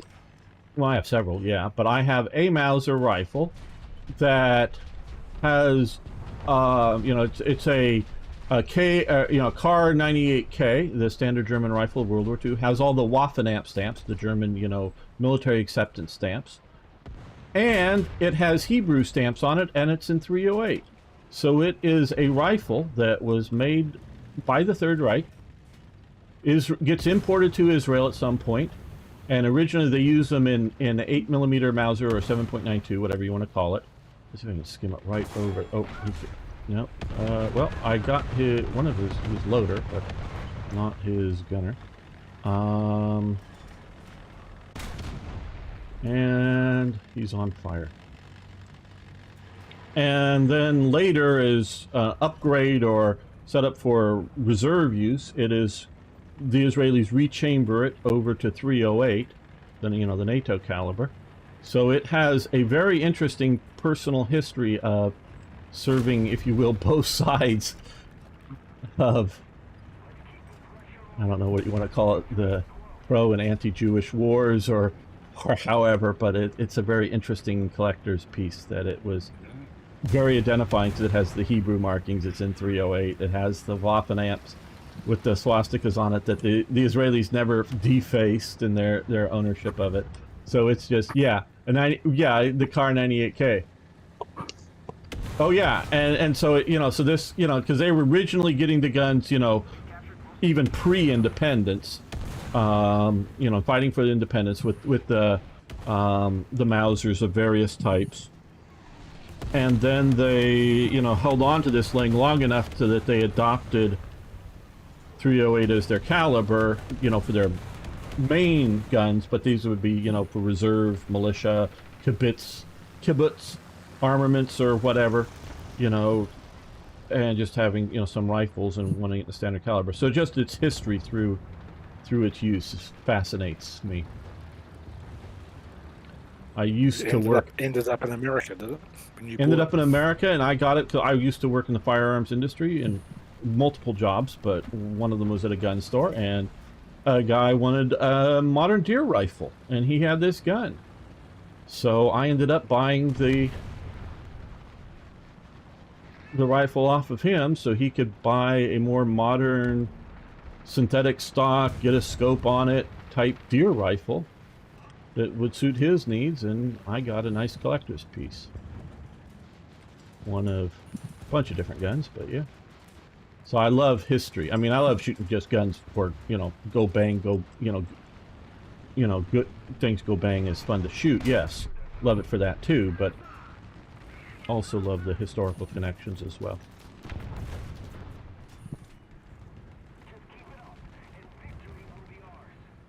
When we see them fighting early, they have Tommy guns and Mausers. Oh yeah, oh Israel, yeah, all kinds of stuff. They definitely had a connection to the Czechs, because early on the Czechs weren't that dominated by the Soviets. They were definitely in the Eastern Bloc, but they could sell out of it. The Czechs, since before World War II, made their own Mauser rifles, and Germany kept them in production during their occupation, as well as other things like you were mentioning, the aircraft. And so that was one of the things that they sold internationally for a while, was arms that were of World War II style, and the Czechs definitely got them. Yeah, I'm quite surprised that there's so much stuff, is kind of used by, made by the Czechs. Yeah, well, the Czechs, okay, you got to understand, the Czechs start out very much as the industrial part of the Austro-Hungarian Empire, or the Austrian part of the Austro-Hungarian Empire. So, they have the overwhelming,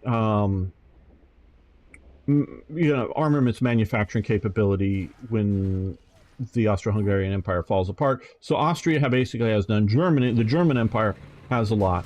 So Czech, the Brno Arsenal and others are there. So they do not mostly follow the old Czech designs and the old Czech calibers. They jump over to the German.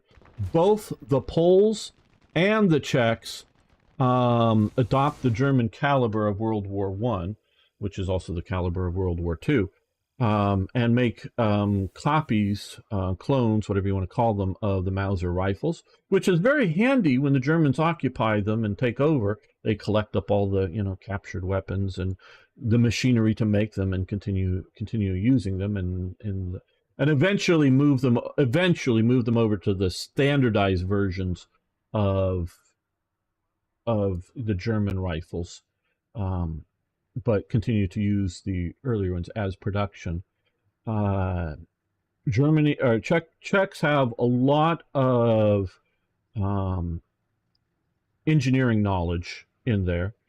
And when Germany takes over the rest of Czechoslovakia in '39, the Czechs had come out with one. We'll just jump over to it. Where is it here? This, we not really see it. The 38T, which stands for 1938. That's sort of the prototype year, and T stands for Czechoslovakia in German. It's really the LZ or LIZ 38 is what the Czechs called it, which is automotively a very good tank, though it has riveted armor. It ends up at the end of the war, basically.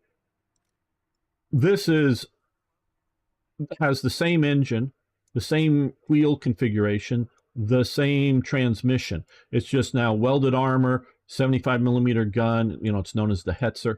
So that's the evolution of this tank. And so that's just coming into production as the Germans show up and take over, and they keep a version of it in production until the end. Another vehicle. Okay, we're all ready to go. Cool. 3, yes. They had, I forget the model number. They had a really nice new fighter that was in prototype stage, and the Germans, get a hold of it because it's sort of a peaceful military invasion, meaning it's militarily invaded, but there's no Resistance. no resistance. Yeah, no fighting. It is but it is a military invasion. So Where are we going? I'm going out in the dunes near A, but you guys go where you want. What tank? I'm going in my Nashorn. Sure, why not? And I can grind it up. the Germans analyzed it at the time and thought it isn't enough, keyword, better than the current version of the BF 109 or the Messerschmitt 109 to have two different aircraft in production at the same time. So they kill the Czech aircraft. Again, I don't remember the model number or name. And they basically set them up to make BF 109s, or at least parts for the BF 109s. I don't know how many are assembled at that time in Czechoslovakia. Now, the Germans later do get a second main fighter aircraft as the Focke-Wulf Focke-Wulf 190. The only real reason they do that is to have two different aircraft. Is that uses a radial engine instead of an inline engine, and they had a lot of radial engine production machinery already in Germany, and so it wasn't going to, in some ways, conflict with the other styles. Sort of make use of both styles of engine manufacturing, so they would have. Okay, we're stopping right up here on the heights of the cliff and shooting at that and hitting him. And see, I shouldn't have stopped up here. I knew I shouldn't, but I was just wanting to. Oh, there's an R3 out there. Use the deadly Italian vehicle, and nope, missed him.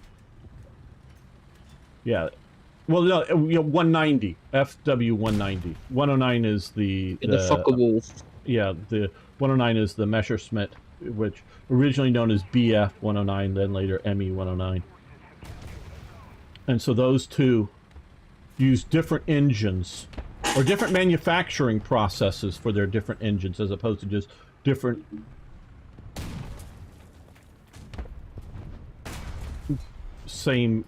different engines but same manufacturing process. Okay, sort of see you there.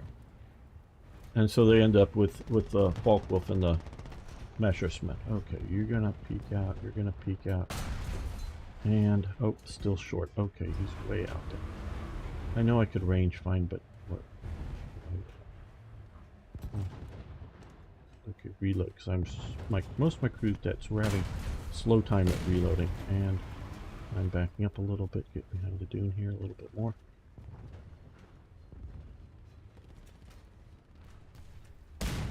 He hit the dune low too. Good. Okay. Nah. That's way Oh, out. damn. And he's low as well. See? Watch the round come right in at me. Okay, peek out, come on.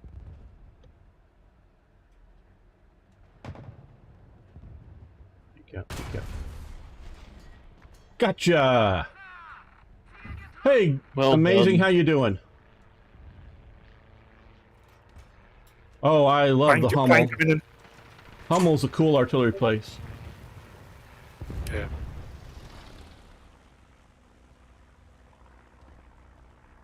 Oh yeah, Brazil. Yeah, Brazil kept the Stuart hadn't been in service into at least into the 80s. They put on a new turret on it that had a 90mm gun, if I'm not mistaken. Felipe probably could look that up and know for sure, but I think they put a 90mm gun on Stuart hulls into the 80s.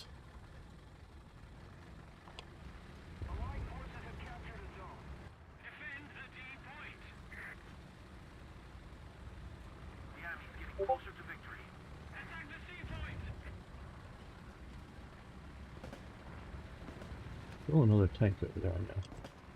I'm sort of ignoring it. Getting over near. Cryptwire, are also known as Werewolf Man. Oh, there he is. He's sort of peeking. Let's see if I can... Where did he go? Where did he go? He's over there. He's right sort of there.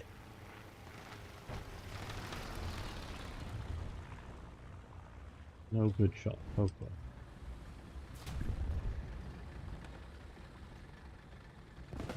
Right over. Yeah, there he is. I can just see a little bit of him.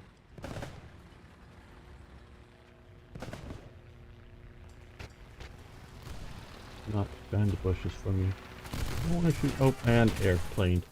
Yeah. Yeah.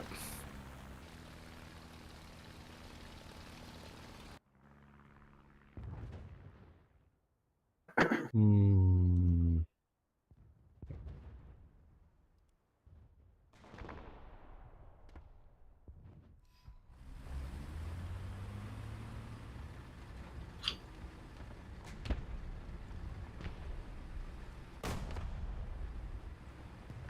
Are you shooting an airplane there, Werewolf?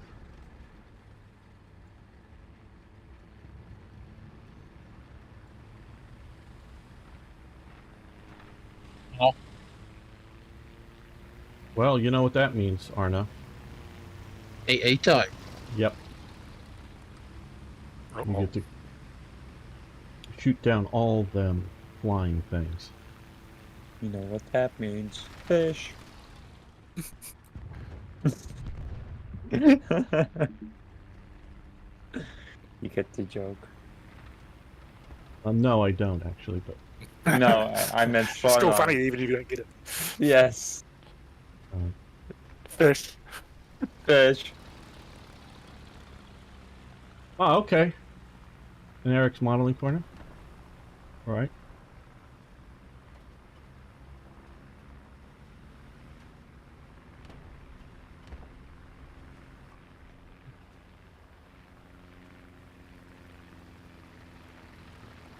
I know there's aircraft up, but I'm ignoring them.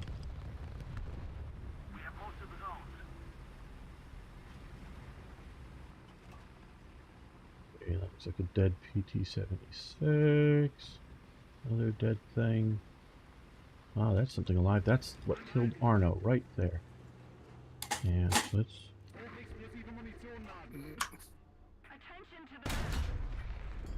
Nope, missed him. Okay, not quite that far. There. Going over to high explosive because he doesn't have much. Something exploded. Oh, oh, I hit him. His driver is out. And well, two of his crew members are out. So it's high explosive. Is there many planes up still? Will I come in the Oswin too? I don't know. Okay, and he's fired. Oh, yeah, I see one. One. And Oh, I let's got go him. over to rig. Oh, Ooh, and he Arno, exploded right. Arno took out a P-47 Thunderbolt. They really don't like the 37mm. Yeah. I don't think anyone likes the. And 47 you anti-aircraft people, don't stay next to each other so one bomb kills you. And you can stay in the same Nah, area. just bunch up, mate. The P8 is going to hit you anyway. Well, There's only one. Oh, yeah. There's a P8 in the air? I don't think so. No, I don't think I so. was making a joke. I would love to kill one with this thing. Yeah. Rip him out of the sky. There's somebody.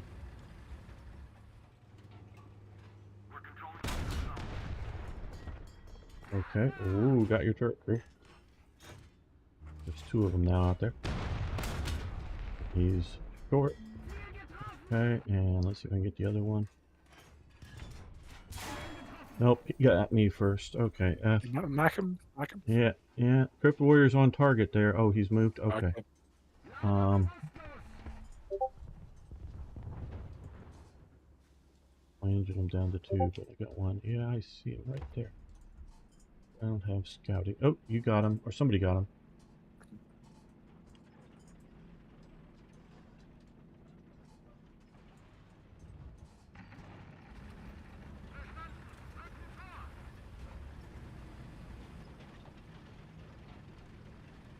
We're playing on US and European servers. Whichever one gets us. I mean, I have both those selected.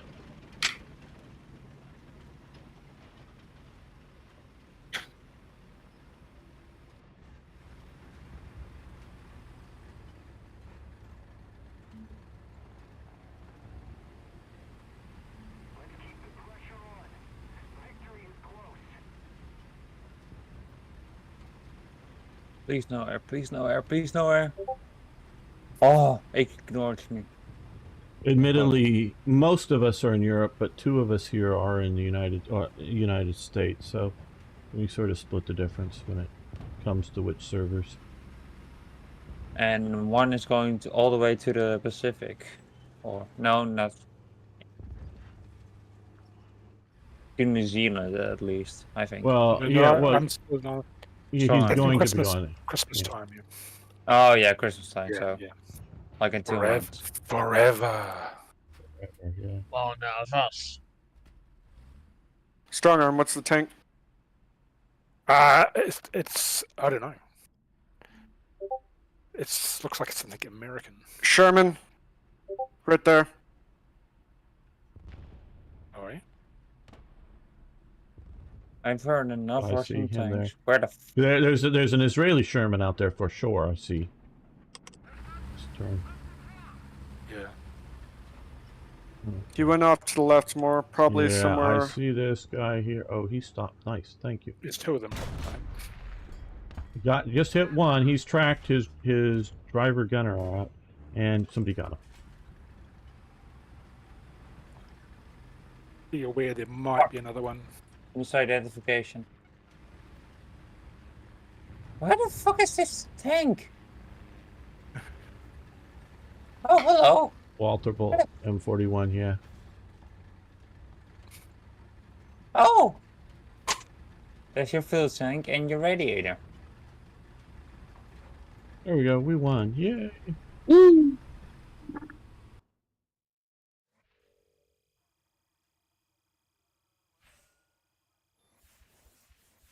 Oh, I got a new camera to use. Let's see. Oh, the MNH.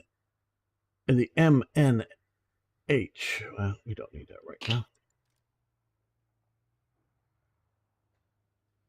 Yeah, 2 hatches. The Mickey Mouse ears. That's what Autocarius called them. The 2 hatch T-34s. The German Tiger Ace.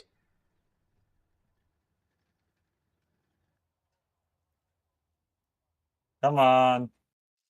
Where are you? T-34. Oh, hello.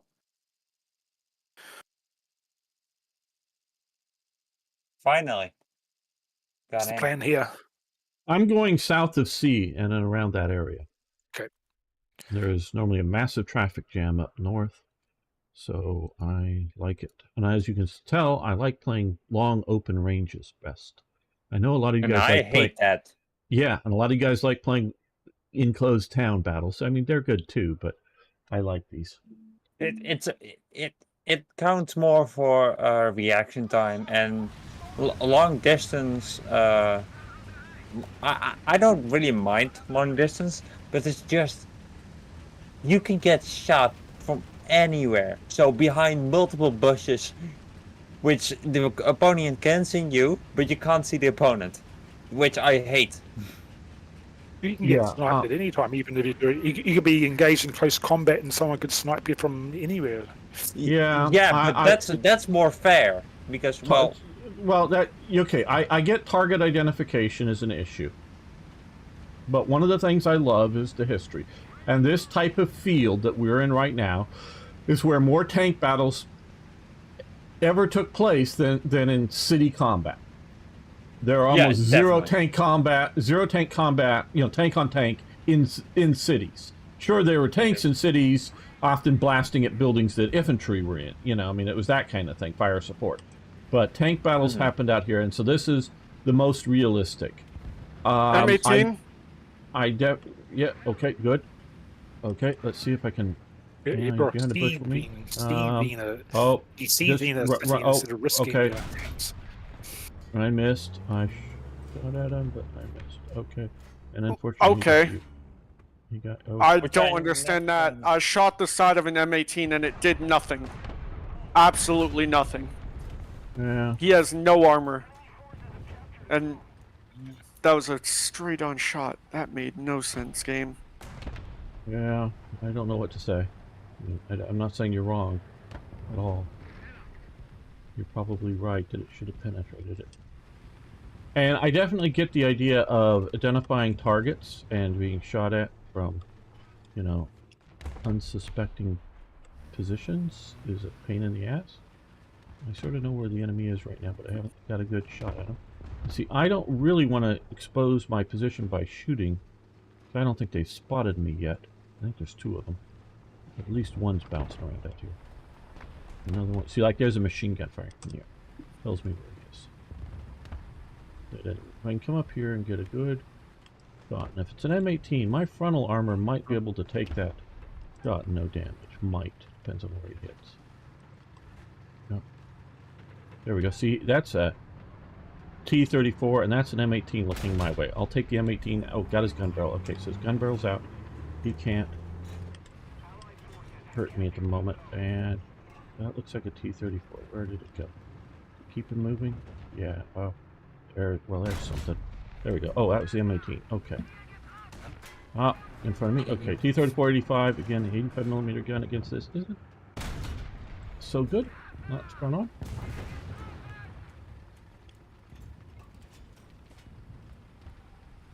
And fortunately, because Werewolf shouted them out, I knew they were there, and I kept my fire. And this I consider the great road cut. Road cuts are great. Now, better for a turreted tank, but I can come down here and... Nah, it's best for me. Where is it, Strongham? Right in the right in that, on the points. This exactly right. It's 100%. There's an Italian Panzer IV up here right, in the open field. Let me see if I can get in there and shoot at him. Oh, somebody got him. It looks like. Oh well, I'm dead. Yeah, I can't shoot at him, Strongarm. He's kind of behind stuff for me. Yeah. Let's be aware he's there. I'm going to keep low here and circle around behind him. Okay. Hopefully not get shot in the ass. Okay, I see. I see a PT-70. Yeah, I see the PT-76. Let's see. Somebody. Okay. I'm going to try to get to the road. PT-76 is down. I don't know if there's anything else on the point. There might be, but I don't know. I don't see anything. I've been watching it for a while. I don't think so. Okay, so getting to the point if someone wants to go there is probably clear. Yeah, but I can't go across this field because I know that Bravo isn't secure. Okay, it could be guys. Well, whoever's oh, quick warrior there. I don't know. You want to go get the point? Decap it, or whoever's coming in behind us. And I'll Bravo. Tanks, multiple right here. Okay, Roger. Coming up, I see one. He'll die very soon. Got one. There's another one right there. Yeah. Right behind him. Yeah. Okay, he's been hit. A little bit of damage. He's focusing on me. I'm almost reloaded. He's an AA gun, and somehow I missed. You can take him out. He's being annoying here. Oh shit, he got my track, and you got him. Good. I just had to reload. It takes like a 20 seconds to reload. Okay, got another tank over here. Oop. Yep. In the bushes. I'm being shot from over there. Okay, well, I got like an IS 1 or 2 or something here. Looks like. If I can push up on you, I'll kill him. But it reset part of my reload. Alright, okay. I'm firing at him through the So I'm only half reloaded right now. Okay, well, somebody got him. Oh, it was an KV-85. Well, it's good armor for that. Yeah, there should be something. Yep. Right there. That's my position. Shot me, took out my gunner and my breach. Oh, okay. He got me. 76mm gun, yeah. Oh, well, what do I want to do? Well, The guy in the forest. Hey, Dito Felis, yes, you can join us. How you can join us? Okay, Got him. well, there should be in the description a link to our Discord server. That would be one thing, and also if you want to type in whether on chat on YouTube Right there. or Exactly right there. or on Discord Right somewhere, on my your mark. exact you know, name and War Thunder, so I can give you an invite to squad. I think he died that last one you marked. Well, they Yeah, might do I got Brazilian him. tanks someday, Okay. Felipe. I was able to get a Kharkov? shot off through my broken breach. Well, this is the fields of Normandy, is where the map is called. Over where you see the balloons up over there, there's the beach, and we often the battles happen near a town out there. We're sort of back in the Of fields course. behind Normandy.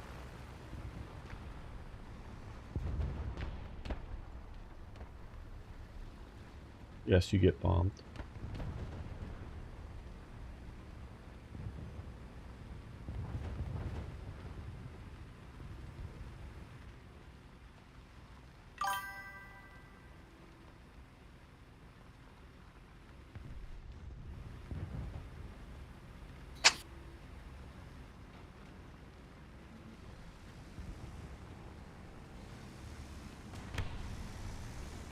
We got him.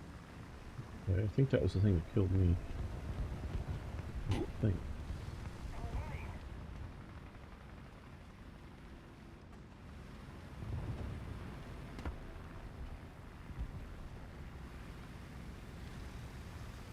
Hello, Arno.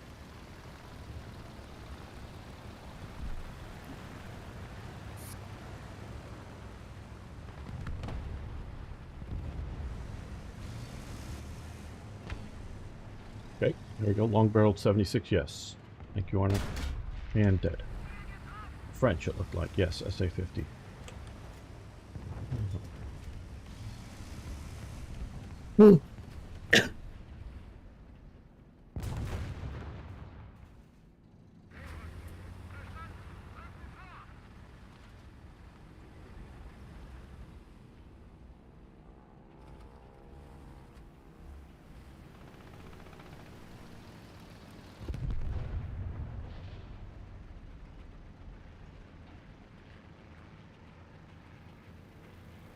Planes coming in.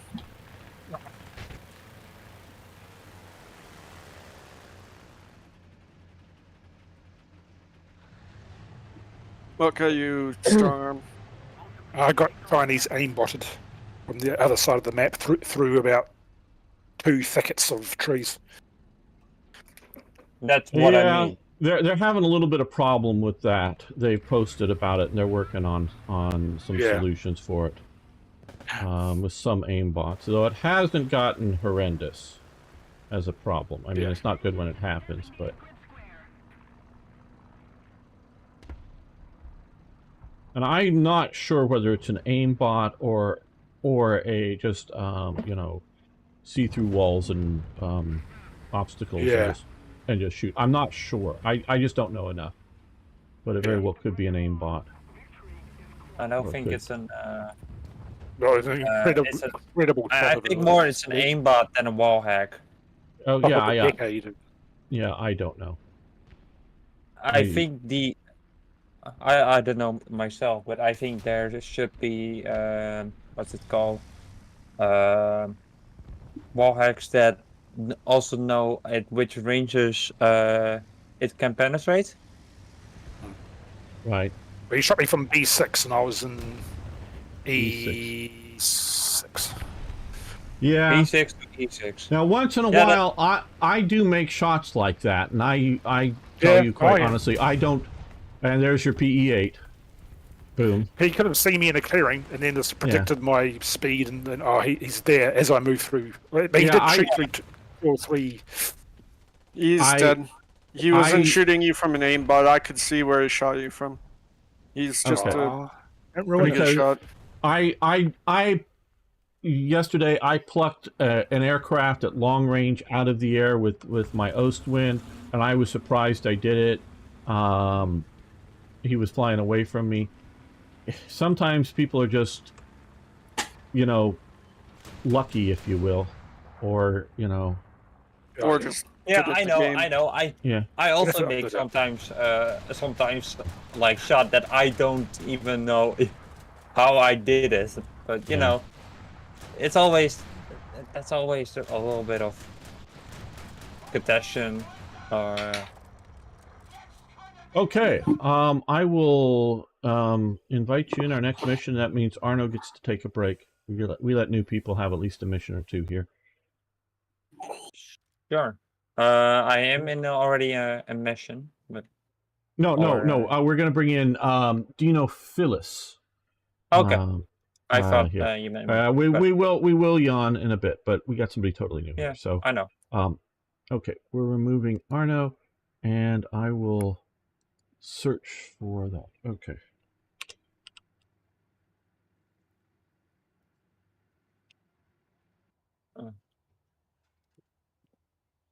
Okay, yes. Oh, you're TeamG already. Oh, did you change your name to something from before? I don't recognize your name. Sent you an invite. Or has it just been that long that you played with us? I'm not sure. Hello, Dino Phyllis. Hello. Yeah, it's been a long. If you I guess played with us before. It's just been a long time. Actually, no. This is the first time. Well, how did you get TeamG then?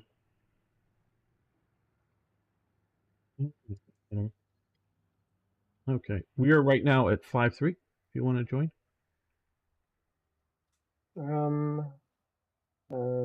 Yeah.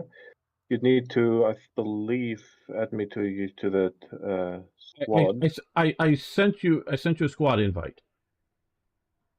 All right. It has not yet, apparently. It is Dino Phyllis, not Dino Phyllis 3475. I don't think so. No. Yeah, because okay.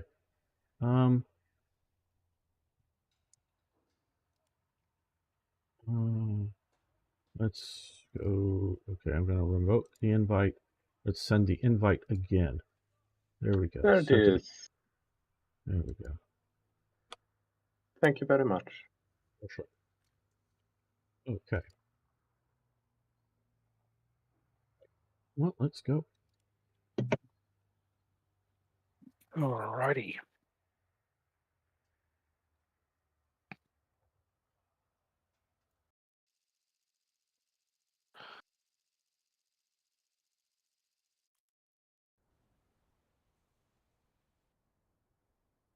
I'm going to sneak around like B34, that little valley. All right. Get there quickly and rise people. I'm going south. Okay. South of C. Oh, no, I don't want this guy. I want this guy.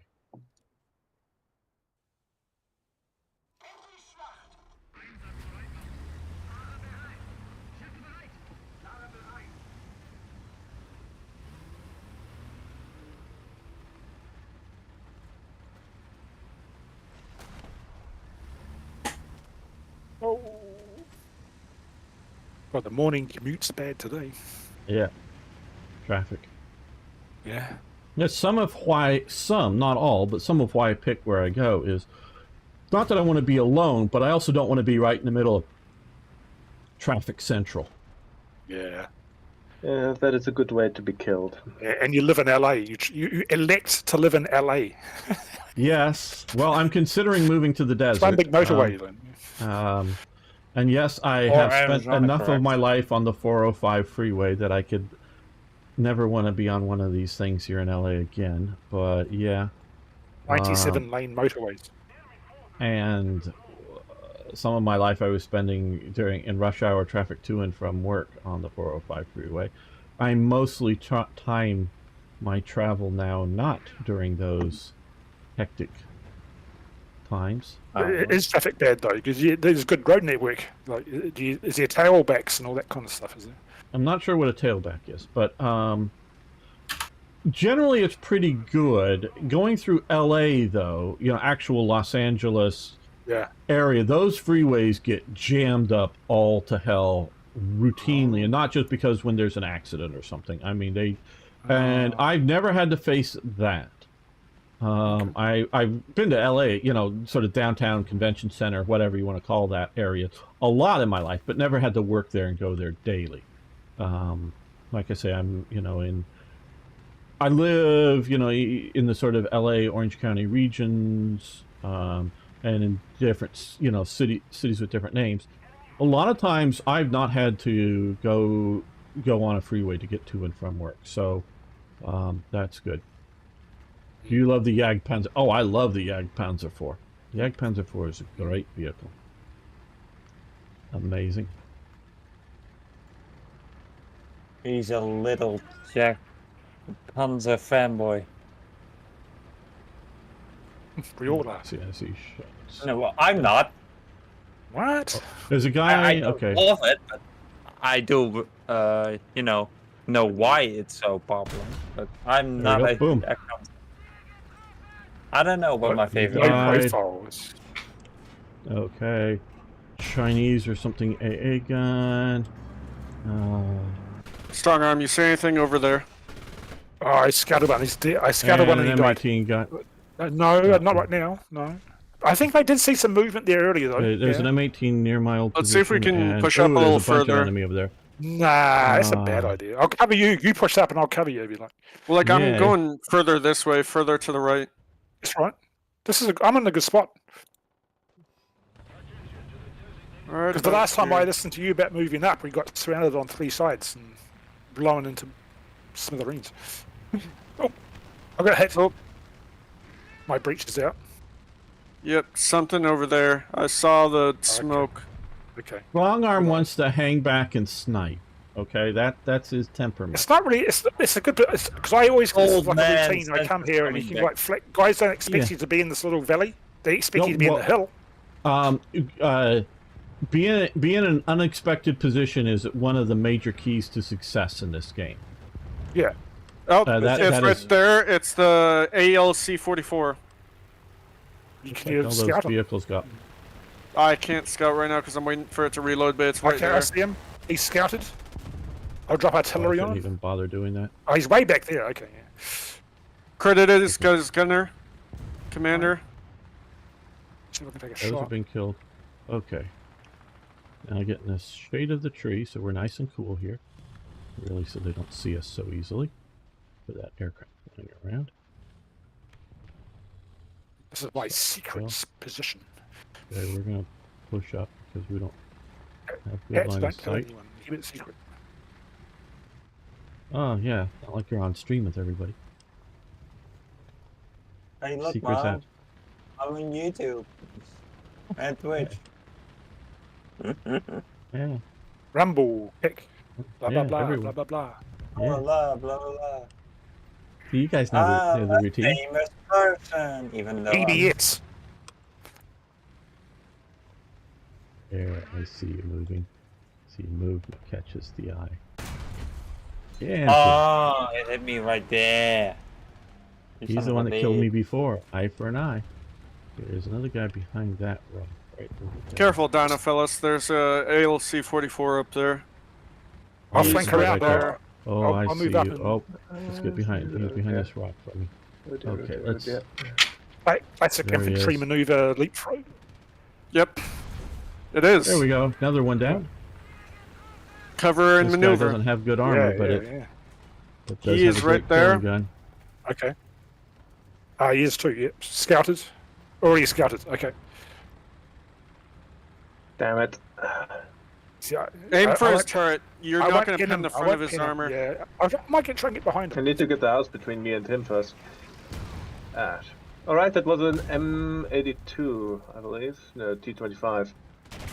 25 Damage in the is. That AA gun that I 2.5 wounded in the before is town. what killed me. Yeah. He's looking at us. Okay. Okay, Panther D. Can you mark him Lawrence. again? I kind of lost track of the house. Okay. No.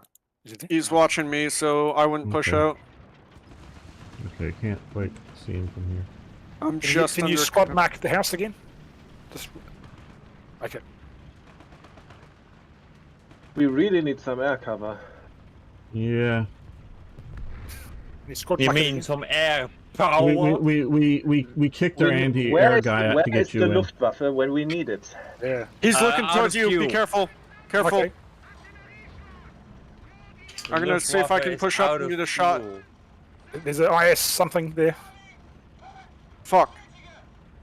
Yeah, I was an attempting side shot on What the is IS, this? so- What is this? How the hell do you know I was there, for God's sakes? There's a T-25.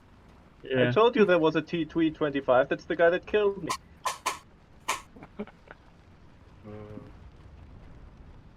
Well, I thought our team was still doing well and holding them back. I No, didn't no, realize no. We're, guys we're, got we're really? all only got murdered. the- Doing well? trying. Hey, Crazy talk. werewolf. Next time, look on the map. I Doing was well. kind of hyper focused with strong arm on killing that guy. Yeah. Understandable.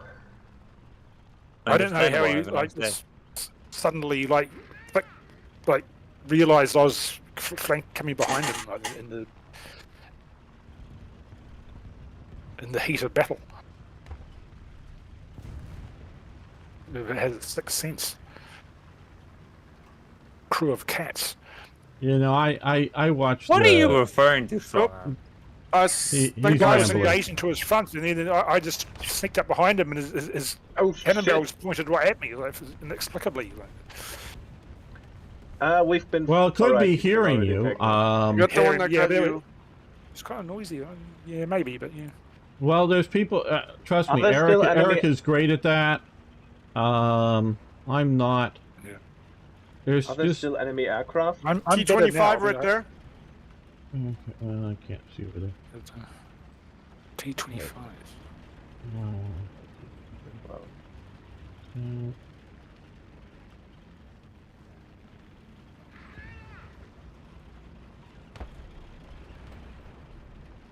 Okay. That just exploded right over there. So.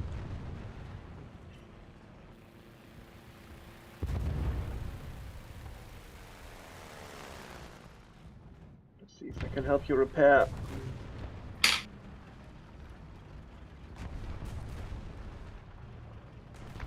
He's still over there. Strong arm. Watch for that T-25. You mark him again? Oh. Do you know where he is? He was here, I'll over not behind the listen. STRV. I can't see him now. Okay, what do I want to do? What do I want to do? Okay. Tiger.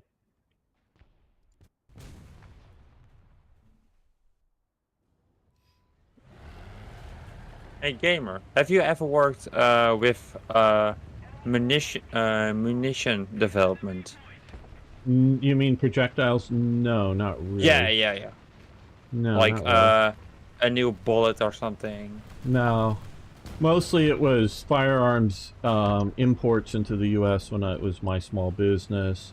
Worked in, done some training, firearms training jobs a bit at some ranges in the past, and worked in a gun store for a number of years, not quite 10, but a bunch of years. So, Oh, firearms import export business God, what the fuck? is interesting. Ah,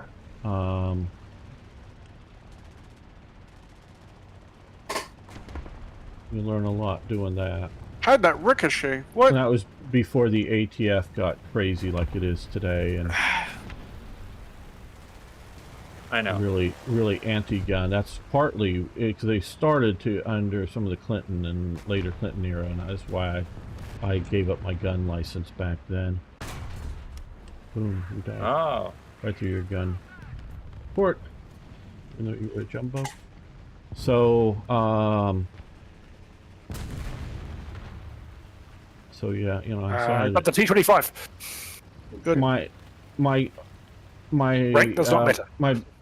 my business, my, shall we say, my ATF business license for stuff equaled an end user's certificate in the international arms trade. I just send that. It means in California you can own a machine gun with that license, isn't it? No, I couldn't own. I couldn't own a machine gun in the United States, but I could own a machine gun outside of the United States, if you sort of know what I mean. I don't know.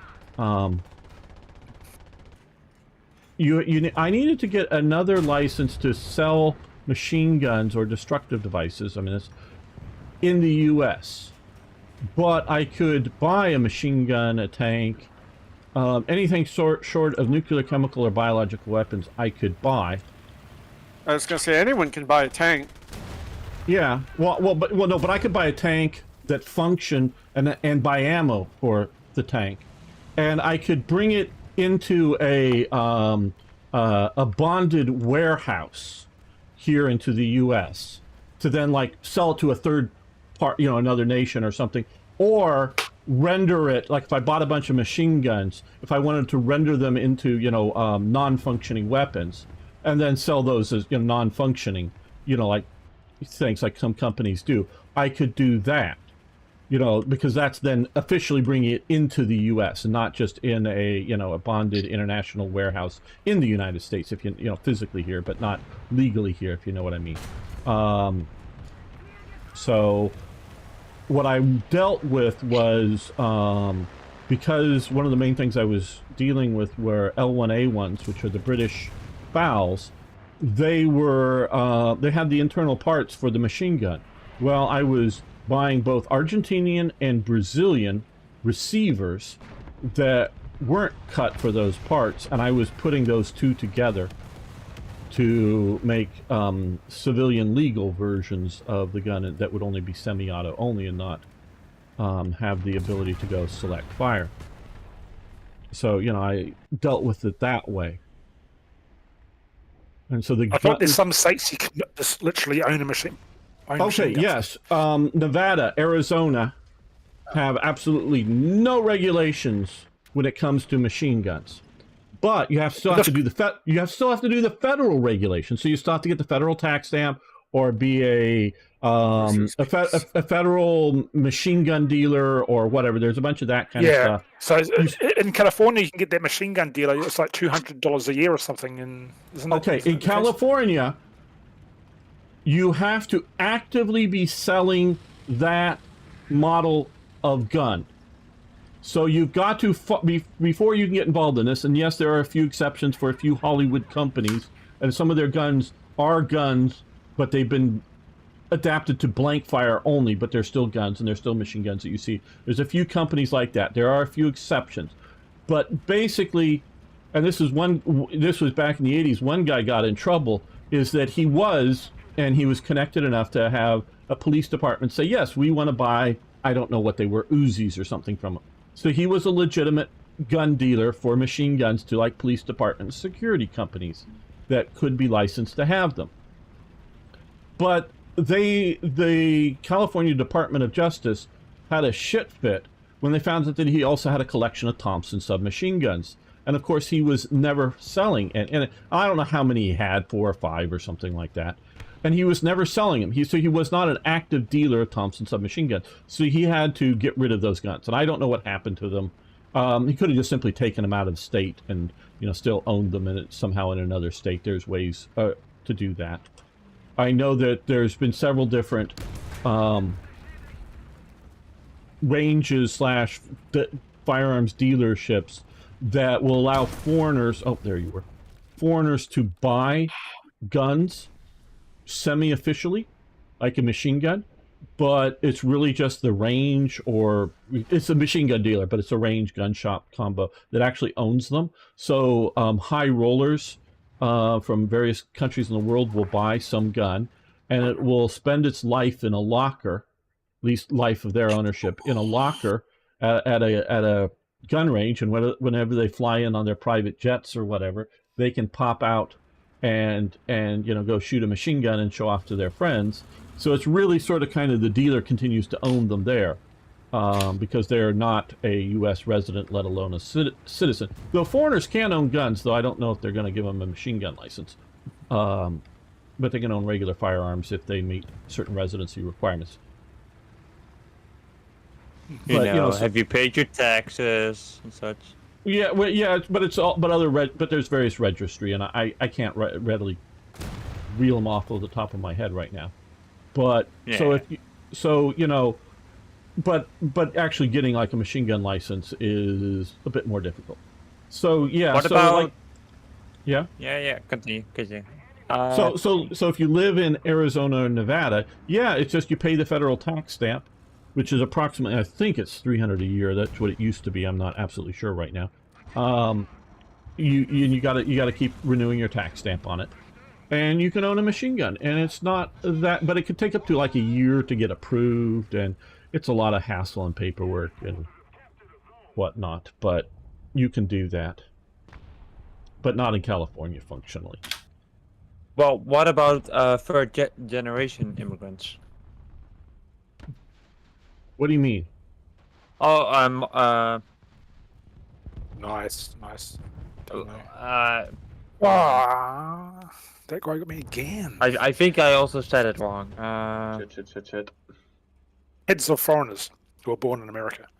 You mean? No, well, no, if you're no. born in America, unless you're specifically a diplomat, your children are American citizens. So, Okay. So they fall under the citizens. We're You buy a trying. jet. They interpret it because it specifically did. I don't remember the details over the citizenship when Right. it was post-American Civil War that they wanted to make sure the slaves or former slaves had citizenship.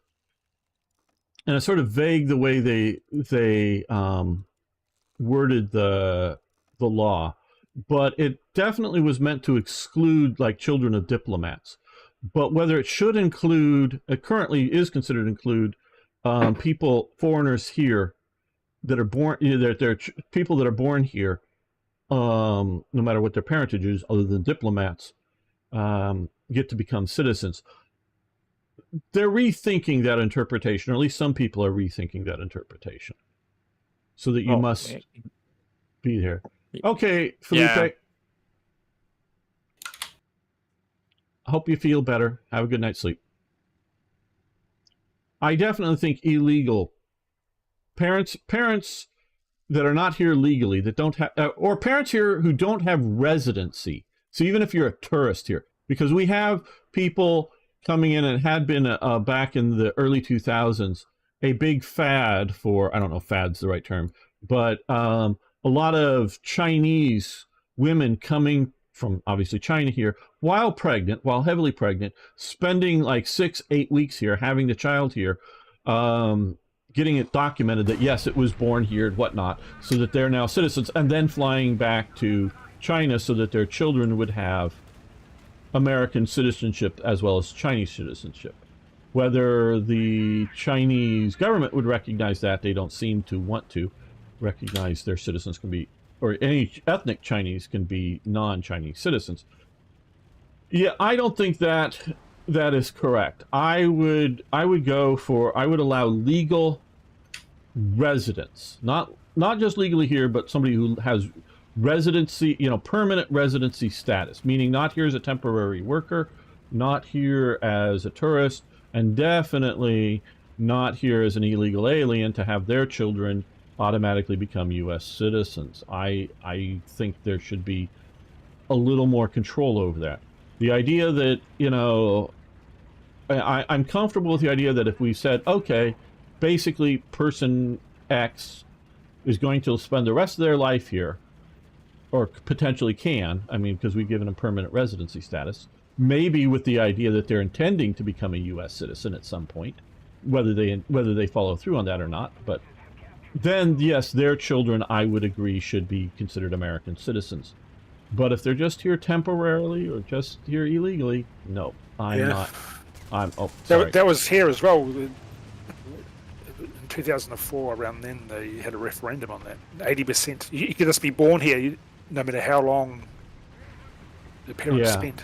You could just fly in the next day. And then, Yeah, you So they got- voted. They had a referendum and they voted it out because a lot of Nigerians. It was just getting ridiculous. and it's Yeah. currently you're right. It's- You just have to be documented that you're born here. You know, take either a very newborn baby, you know, something, you know, that's less than a day or two old or something that you didn't bring in, or actually have the baby in a hospital, one of the two, you know, get it to a hospital and registered live birth right now here, and you become a U.S. citizen. John McCain is a good example of how you can be born elsewhere and still be American citizen. Though I do believe John McCain was born in American territory, just not in an American state. Because I think he was born in the Canal Zone, which at the time was, but you are right, he was born outside of the 50 United States. But I think it was in the Canal Zone. I think it was. But yes, and so American yes, is blueberry pie. and so in theory, let's just say if there is a German couple that has a child here, that child could be a citizen of the U.S. and of Germany as dual citizenship, because presumably Germany is allowing German parents to have, you know, children that will be their citizens, and because they were born here would also be a U.S. citizenship. Yes, I believe that is how it works. Yeah. Dual citizenship is in Germany very, very common. Right. And again, I'm not anti-foreigner, and I'm not anti any particular group of people. It's just I want it all to be legal and regular, and I want to cut out abuses of the system. And that's what I want to do. I mean, it just as short as that, and however you need to work it out in the law, that's how you should be done. So I can skim it right over the snow here, and boom, hit you, and took out your gun breech. And there's another one there that I'm reloading and backing up behind. He fired it. Oh, nope, somebody got him. Okay. Where do you go? Oh, I'm being shot from somewhere.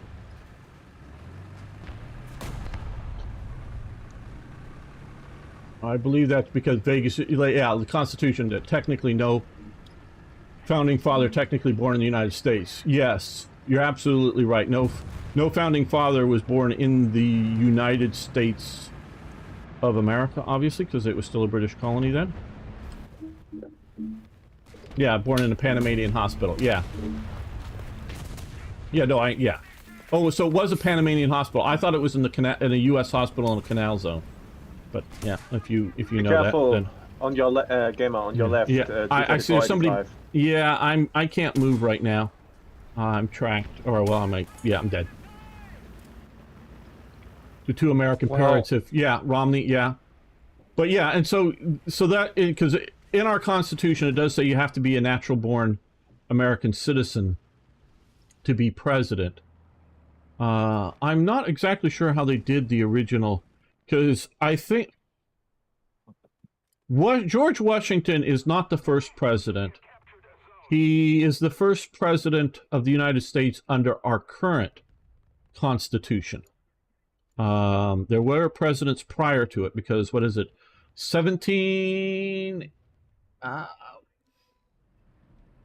92 or something is our Constitution was signed. I'm not good with dates. Because before we were under the Articles of Confederation, and there was at least one or two presidents under the Articles of Confederation prior to it. 1782 was in America. Okay, well, yeah. Well, wasn't 1782 is when Britain acknowledged our independence with the Peace Treaty of Paris. The Articles of 1775. Okay, yes. And, well, it's U.S. Constitution. Okay, 17. Okay, 17. No.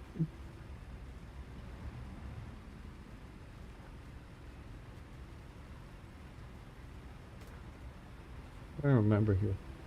You sure you're right on that? I mean, if you've looked it up, Admiral Teague, I'll trust you if you've looked it up. Because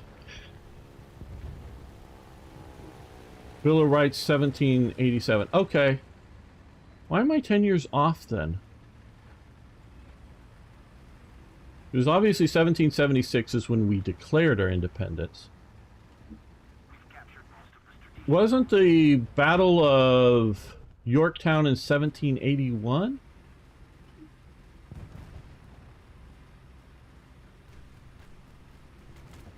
Boy, I'm confused.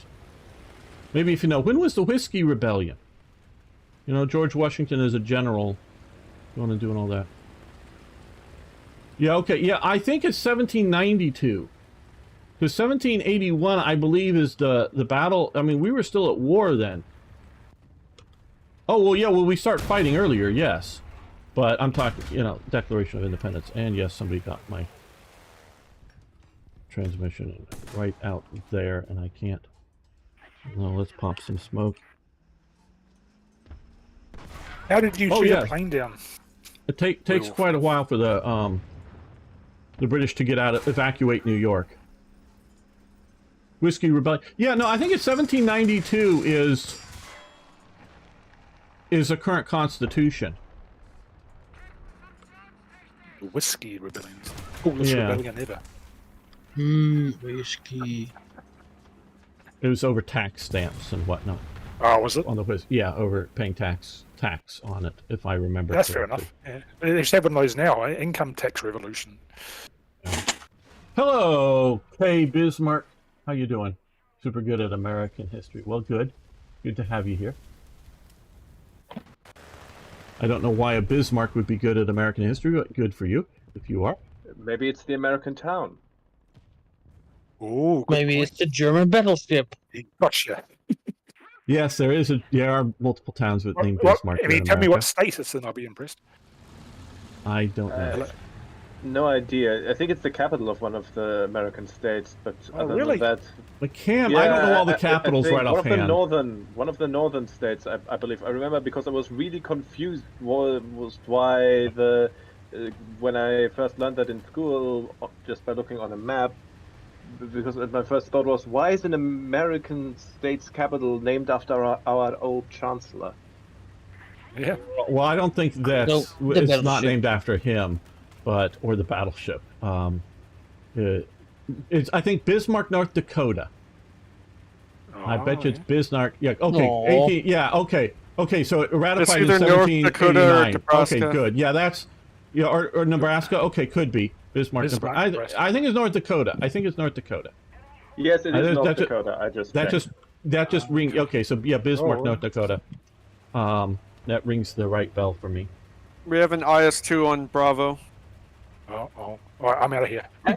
Actually, the city was named in 1873 in honor of the German chancellor. Oh, was it? Okay. Yes, the idea was to attract German immigrants. Right.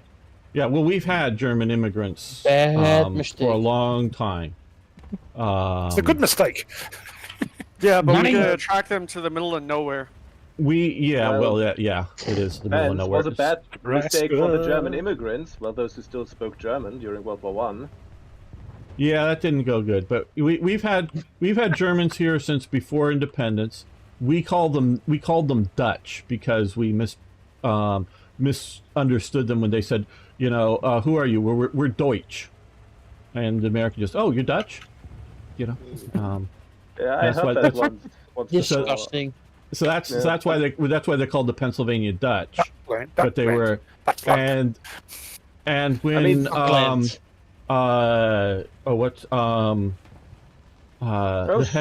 Hessian general surrenders at oh boy, I'm blanking on the name. I do that a lot. After he crossed the Delaware. You're old.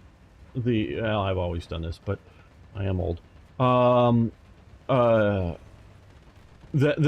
Americans capture all those Hessians, mercenaries, they disarm them and they sort of put them back in the back country and somewhat in Pennsylvania. So more than half of them end up not wanting to go back to Germany at the end of the war. Trenton, yes, thank you, Admiralty. Yes, you're good, Trenton. Yeah, after the Battle of Trenton.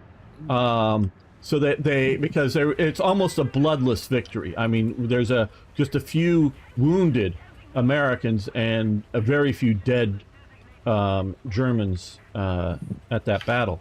It was basically a surprise attack with bayonets after drunk Germans after Strong arm. Christmas They're or all New Year's or right whatever. here. We got ships from over here. Turn space napalm armor. bombs.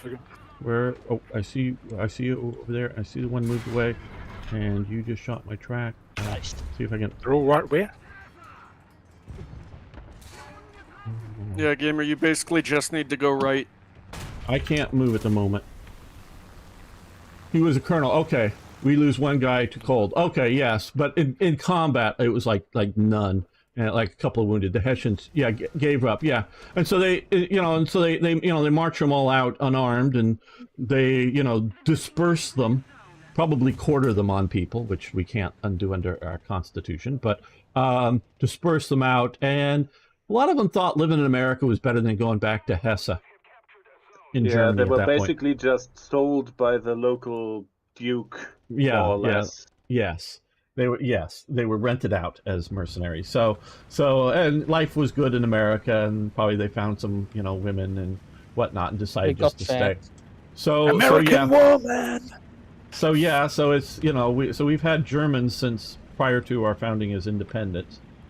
Yeah, they mostly stayed. Yeah, I don't quite know the percentage, but it was a lot of General them. Schwarzkopf.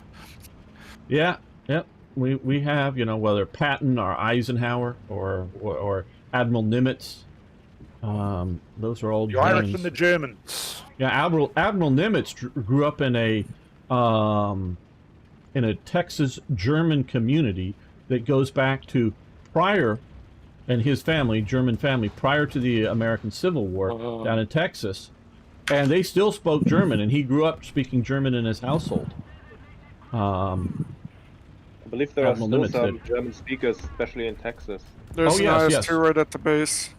Yep. Like Germantown. This is like cities called Germantown and stuff. Oh yeah, so yeah, we have a strong German tradition here in America, and not just Argentina. Argentina has a strong German tradition. Yeah, but ours is older.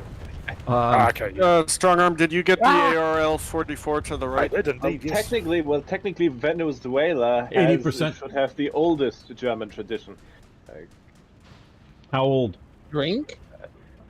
We had a little colony there, I believe, in like the 16th century or so. We called it Klein Venedig, Little Venice. Well, okay, I don't know. I know the Spanish were not fond of having people down in their territory, so I don't know. West Point is an amazing place to Got visit. the KV-122. There's I'd still an love to IS-2 go to alive. West Point someday. See, there's Ben Franklin quote where he was unsure about German immigration because he was concerned if they could integrate into the U.S. Well, this is the thing with any immigration, is too much is too Go on, much, big man. because Speak to you, Matt. Go on. But immigration is what made this country. Yeah. Well, Don't you know? You say that, but it's if you don't Controlled have, immigration. But it's true. Controlled but immigration if you made it. don't, but if you don't have integration into society, it pulls the country apart. And so, like I say, too much is too much. I'm not saying Too much some is integration too is bad. much. Yeah, and that's the key, and that's why you're saying that Franklin's worried about it, and there are a lot of Germans. In Franklin's time, there functionally no Eastern Europeans coming to America.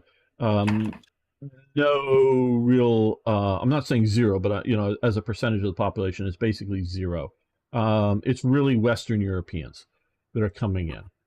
Prohibition ended in New York because of German Americans who wanted beer. FDR accommodated. Yeah. Oh, I'm sure that was a big America issue. needs a drink.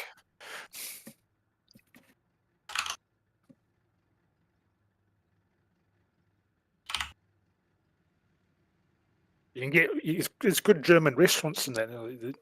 Oh yeah, That no, reminds- yeah. That reminds Polish. me.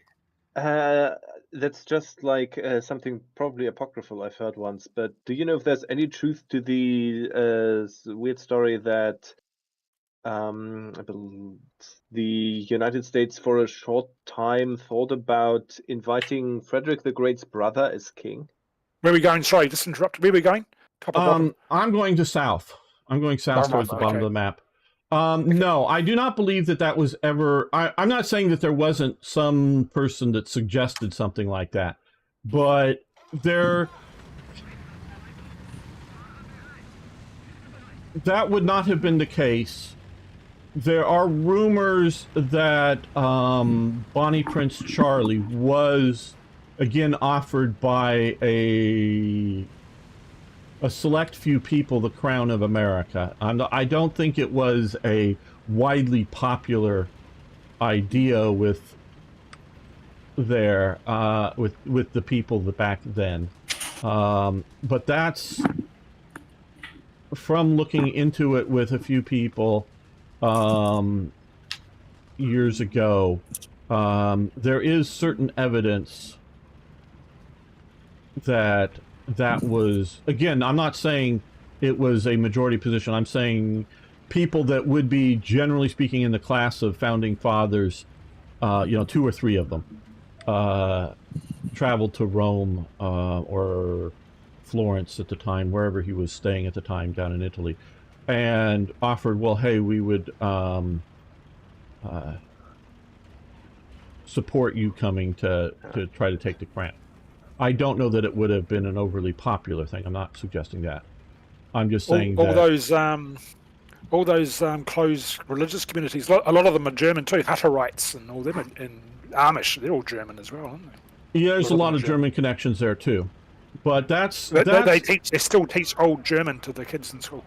That, yes, and that is, but it would have been Bonnie Prince Charlie who had been offered it, because the Americans were sick to death of German kings. They did not want a fucking German king at that point.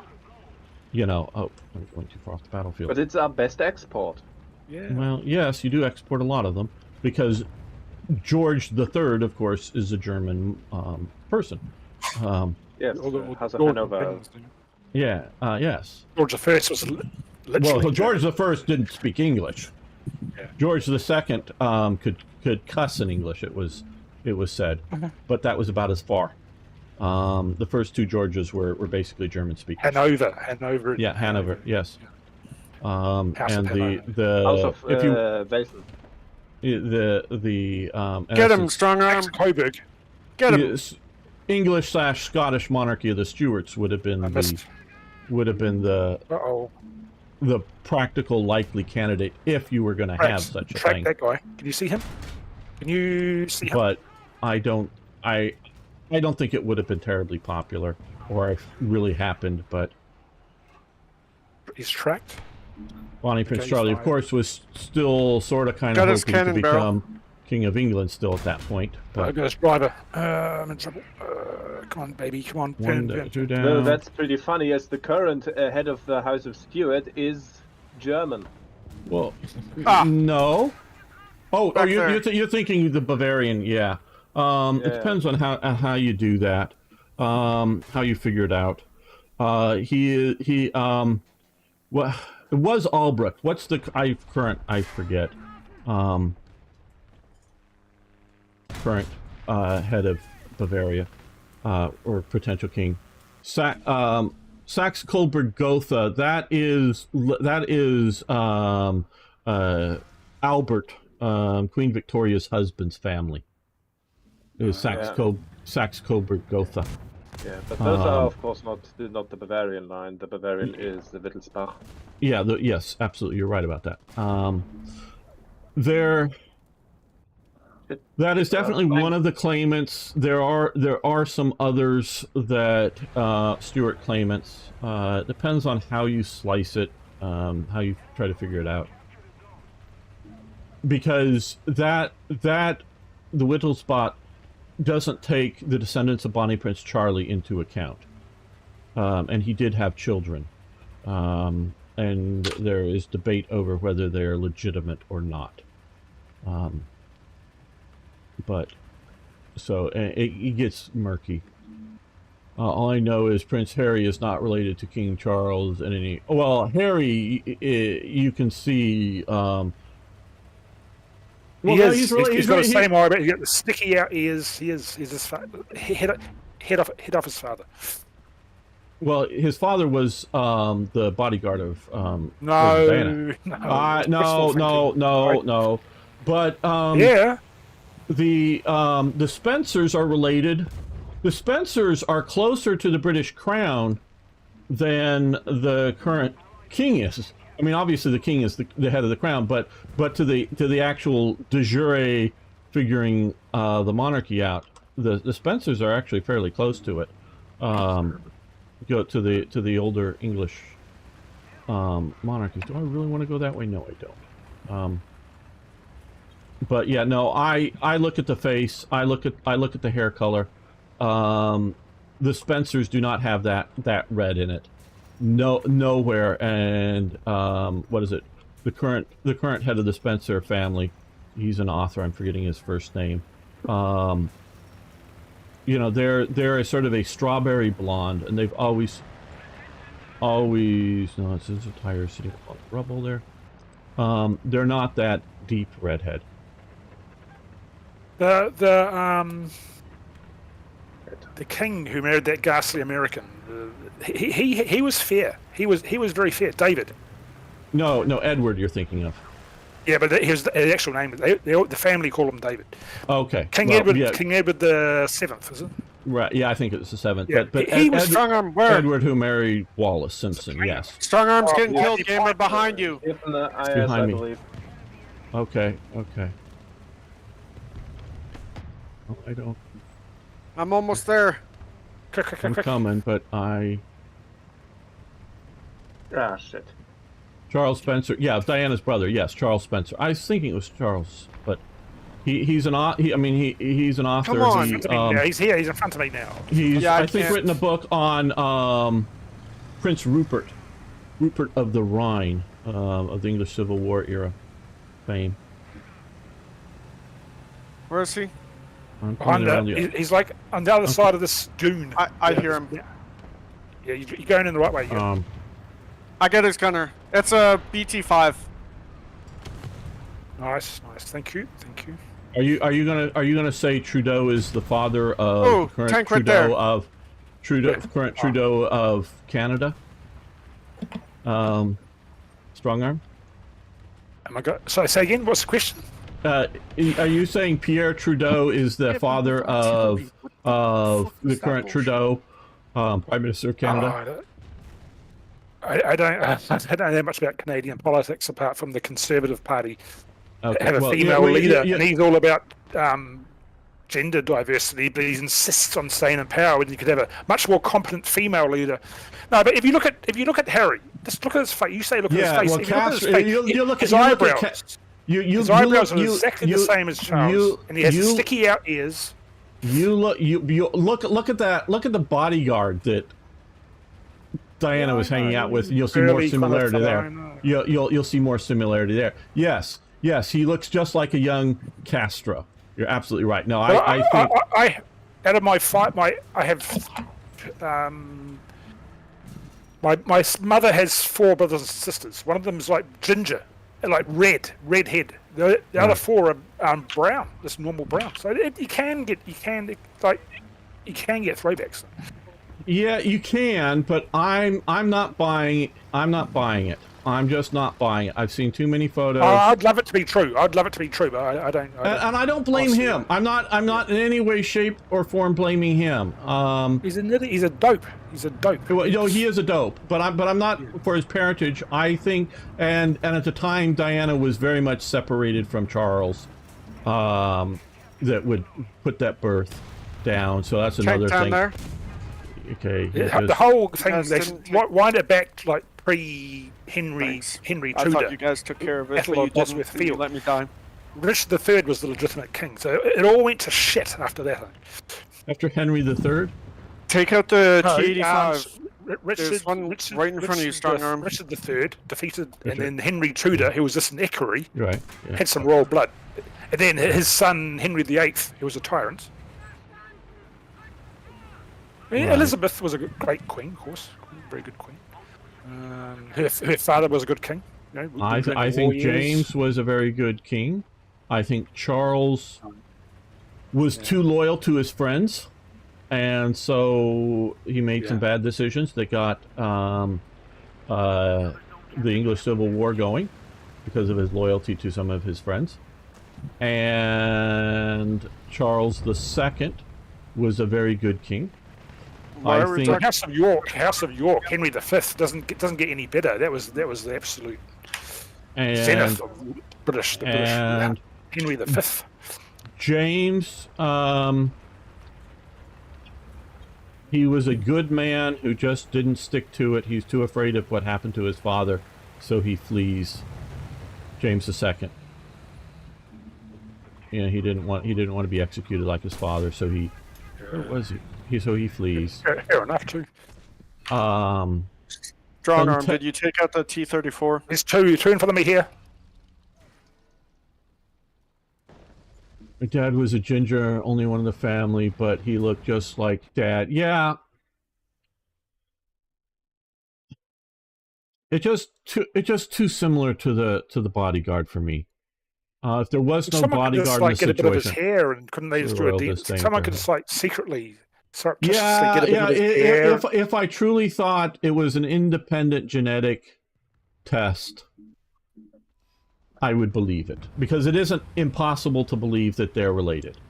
But it just that history, there's always been speculated. Oh, they've used it as an excuse to like denigrate kings and. Yeah. You get that with James III delegitimize. You know, the warming pan conspiracy and other things bringing in, because he had, by his earlier, James II's first queen was a Protestant, and their two daughters were raised as Protestants. When he finally has a son by a Catholic queen wife, because his first wife had died. Catherine. Yeah. And so, and then they'd have the warming pan conspiracy that it's smuggled in a baby to try to delegitimize that. So that's been going on. Yeah, the guy who claimed to be... Yeah, I know. That's what I say, Admiralty. The photos just look so similar. If there wasn't those photos, I wouldn't be questioning it. I would be going, yeah, just people bad-mouthing, blah, blah, blah. But because those photos exist... Because they look. You get two people and find similarities. I mean, if you look at a picture of Charles when he's younger, you don't have to believe it. You're just not. You're not going to convince me. You're not going to convince me. You presented your argument. Oh yeah. And your argument. We're discussing it. We're just discussing it. Okay. Yeah. Okay. I'm not saying. Yeah. That's all right. And so yeah, I'm just not buying it. Yeah. We can disagree. We can be friends. That's fine. It's fine. We're good at that. All right. Let's see. There is agreement is the spice of life. So, kill that guy. Okay, well, looks like we're probably gonna lose this anyways. Yeah. Oh well. Yeah. The two were around together at the right time for her to be impregnated. In close cohabitation. Now, legitimately as a bodyguard, but whether there was other things going on. Or not. I've fought this guy before. I'm sure it was this guy in a different match. Oh dear. It's the same way he decorated that same French anti-aircraft gun. Here's an enemy. Hey, that's good. Kill it. I can't. I'm a bloody but I destroyed his gun, so. Well, okay, yes. Okay, now destroy his tracks. So I'm dealing with another anti-aircraft gun. If I give him my sight, I'll get killed. Destroy his tracks. Yeah, and then go around behind him and shoot him in the rear. Good. Like I say, if I give this guy my side, he's going to take it and take. I took him out. Good. Yeah. See. Oh dear, and now I'm dead. Yeah, well, he got bombed. Yeah, shit happens. We're going to lose this anyways.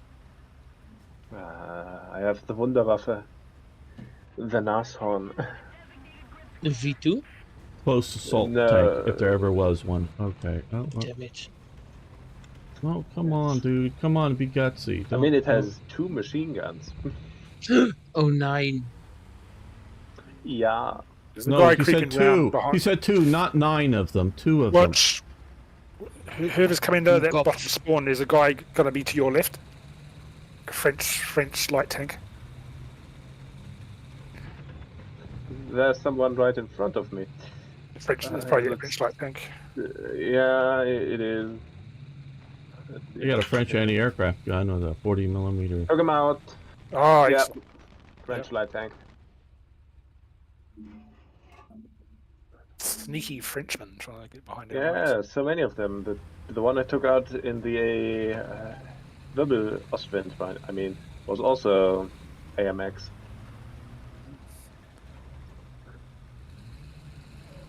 We're in a Mexican standoff if there ever was one.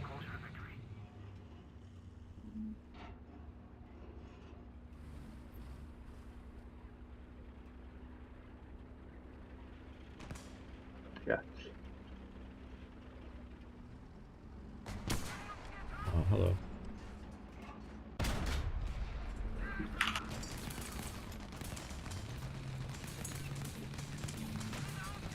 Oh, he killed both my tracks. And I'm gonna get killed here. Well, not much I can do about it.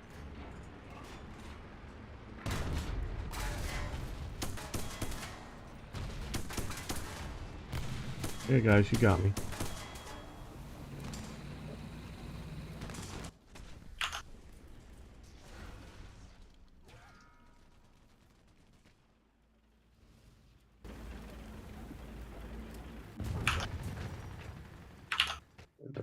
Don't. Well, and we lost.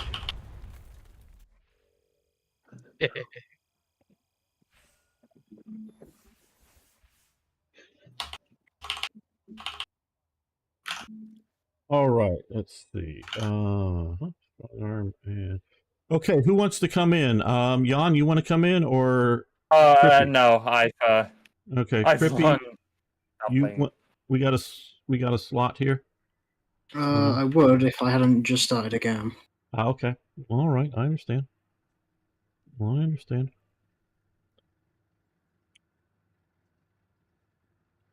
Well, who is left? Okay, Arno, so you can come back in now. Yay! Finally! Finally, just a couple of matches out. Yeah. In from out the cold. Just want to give people the chance. Still factory? Yeah, well, yeah, I win more 5-3. 6-3. Well, do people want to go up tier or not? Don't mind. You don't mind? Nope. Okay. Well, it's either going to be 6-7 or 6-0. Which would you prefer, Arno? Oh, fuck it. Let's go 6-7. Okay, 6-7 then, Let's go guys. Tiger 2. Tiger 2 All time. right. Tiger 2. And I'm going to turn on my air conditioner. I'll be right back while you guys change your lineups. Yep.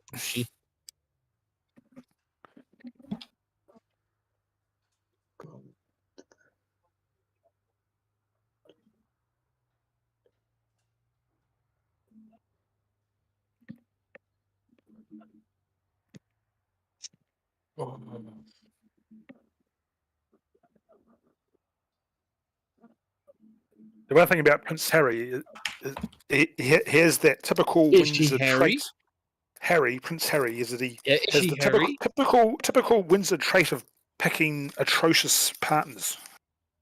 And he's Harry. Common amongst Windsors. They're definitely a Windsor. The most inappropriate people to marry. Homo Windsoriensis. Veiny My Fitty Latin Fitty. is a bit rusty. So. Just Latin, the Windsorian man.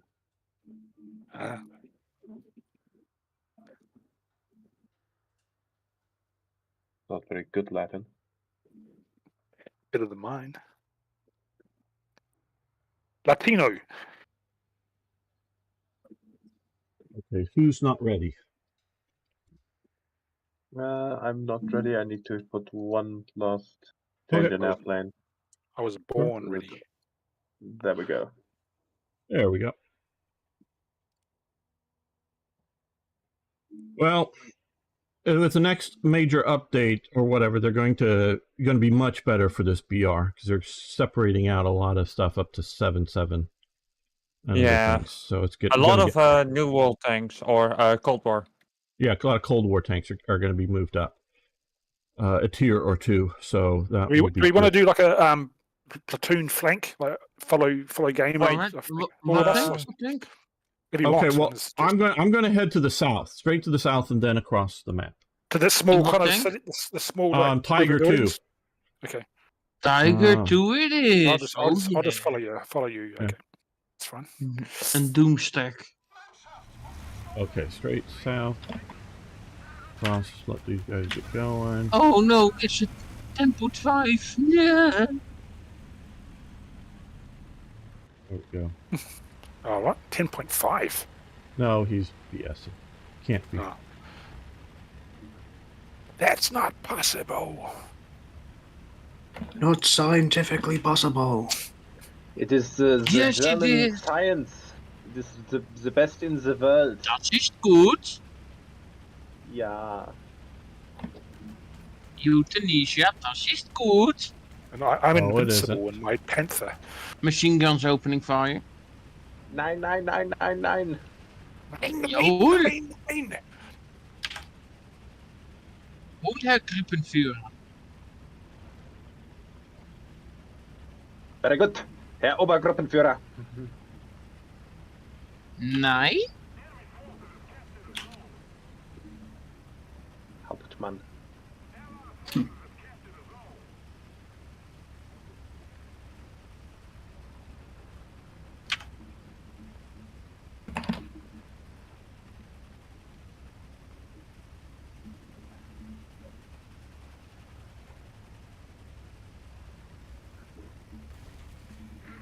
At a tree. Hoping to miss him. Just stay sort of low here. Unlike Strongarm, who's cresting over the ridge. Yeah, I'm trying to It's see. I'm alien. actively trying to flank them, to be far enough on the flank that they don't see me until I sort of get there. Yep. I'd be surprised if I got a hit this early in the. Well, but okay, who are Might we be some fighting? fast boys. Yeah, Oh you're yeah, right. there could be some M18s that are zipping by already. So and so like we're coming up to this, I don't know, sub village or whatever you want to call it. One of us here. could like stay around here and cover you guys. Yeah, if you want to get in a cover position. And I was going to get through this, and then I was going to start heading west, as it were, across the bottom of the map. Bring your trap. Well, yeah, and hopefully coming in on the flanks with everyone focusing in towards B. It's the last thing I ever think of. And I'm hoping to shoot them in the side while they're looking another way. As Uncle Fester taught me, shoot him in the back. Uncle Fester? Yeah, Adam's Yes, family reference. Shoot him in the back. Oh dear. Yep, there's one in the town. So. Okay, there's one on the right here. One right here. Boom. Okay, he was getting ready to kill me. Coming. Ooh. Yeah, you guys, if you can get up to me, it would be good if you're going to try to stay here. Right. I need to get out of the town first. Because it's always better that if you're right up here, when I die, you can, before they reload, you can move in and kill them. Are Okay, I got my straight front. Oh My god. front here. Swiss, something We're just died. surrounded. Okay. We're surrounded. There's someone in the village. Well, kill him. Yeah, he Don't knocked panic. out my gunner. Where? Alright, I see. At least I see him. treated him. It's one of yeah, these okay. tiny. Okay, he got he got hurt a bit Knocked more. out my transmission. Little Yeah, bastard. Okay, another shot into him. His one of his tires is out, so I don't know if he's moving so well. Oh, he's backing up. He's dead. Alright. Good. See, that wasn't surrounded. We just had one enemy here. What are you talking about? I didn't say we were surrounded. I simply said there was an enemy in the village. I thought you said we were surrounded and you were panicking. I tend to do that a bit.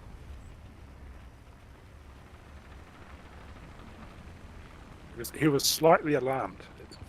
He was taking Yes, fire. yes, there was the, Now there, and Toy Jet gets suddenly I- really alarmed at these things, but yeah. suddenly I'm hid in the back of the turret. I thought Toy Jet was ice cold, Scandinavian. Oh yeah, and then you hear him squeal like a girl. He's a little girl. I'll have you know that's a traditional Viking war cry. Well, to Rebel me, yell. when it's coming from him, it sounds more like from a little girl when he gets panicked about things. The Yes, manly it was- squeal. It's a No, it manful. was meant. It had a tactical application. It was meant to confuse the enemy, so they would It believe that gets they your were. attention. And where did I die from? Let's see. Since you guys are not on my tail. Okay. He's down in the valley on my right. Oh, no, sorry, left. So back towards their spawn, down in a low depression. And he is slowly coming up to crest the ridge. Ice cold, devoid of emotion, Scandinavian. That is not Toy Jet. Well, It's a front. It's a front. He puts have you on. met him? Get along. I've with not normal met him in person. You have that pleasure, but I've met him on, voice chat a lot. What about the one that crashes the ridge, I believe? I got him. Yeah, you bitch. got him. That's the one that got me. Very good, Arno. Very good. Ah, I'm good. coming up as reinforcements. Well, flank is still moving along. Somewhat. Yeah. So Slight you're supposed to cut setbacks. off reinforcements coming out of their spawn to A. So Gosh, yeah. when they think that they've got it clear, because you let them keep A, while we hopefully hold the other two and win. But let them keep A, and then somebody just dropped the bomb and wounded a bunch of them. Shoot them in the side or the ass. Either way, shoot them in the back. Like Uncle Shoot him in the Fester says. face. No, there's somebody marking the map down there. Yeah, that's someone What here. is it? Fairly light one. Ah, shit. T-26 somewhere. Mark? Okay, American. Okay. Dead. He took me out. Yeah. Somewhere on the far right flank. Somewhere. Wait, I'll try to mark it. I'm gonna circle around this little sub-village. Believe he was probably somewhere here, actually, the one that took me out. Okay. Near A. Okay. T-26. Well, So be if careful. Strong Arm does good shot placement, he should be able to take him out with his 128mm gun. Got them right behind me. Okay, right behind you. He's on the road now, in the Right. open. Okay. Damn. Well, I missed him. Okay, he's heading towards our... Oh, well, there's two of them there. Okay, I don't know. No, I think I was seeing indications of somebody else. Mike. Okay, well, I'm not up to you guys yet. You. Help you. Well, you got him. Good. Oh, what? There's another one somewhere around there, just behind him to his right. Okay, well, I'm going to Oh, keep low no. here and move around. Oh yeah. Instead of Very to crest the left ridge. of that corpse. Quite a bit Right. left. Okay. 30 meters. Light tank. One. Okay, I think they've moved on. I didn't get a good shot at them, but they don't know I'm here.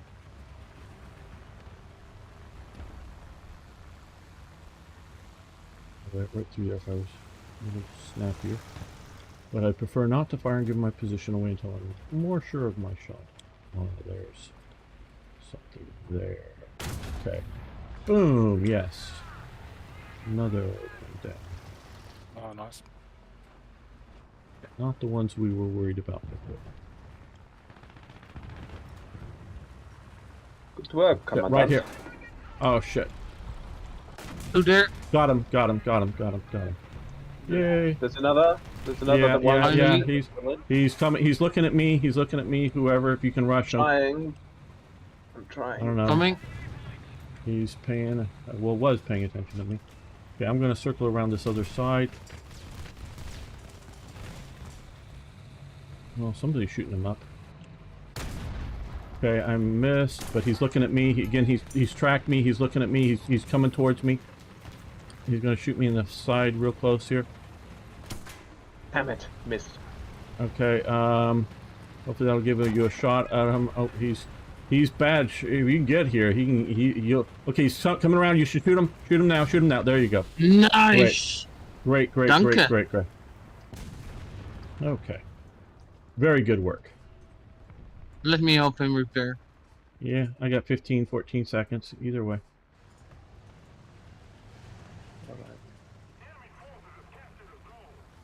Yeah, enemies are kicking our butts. It seems like the rest of the team isn't doing well. Okay. I guess we should maybe push towards B here. Come in there. Okay. So I don't know if you want to push towards C strong arm and shoot those guys in the flank that may be seen on the map. Yep, ones that are marked. Yep, okay. Yep. Hopefully they're looking towards our spawn and you can just yeet them.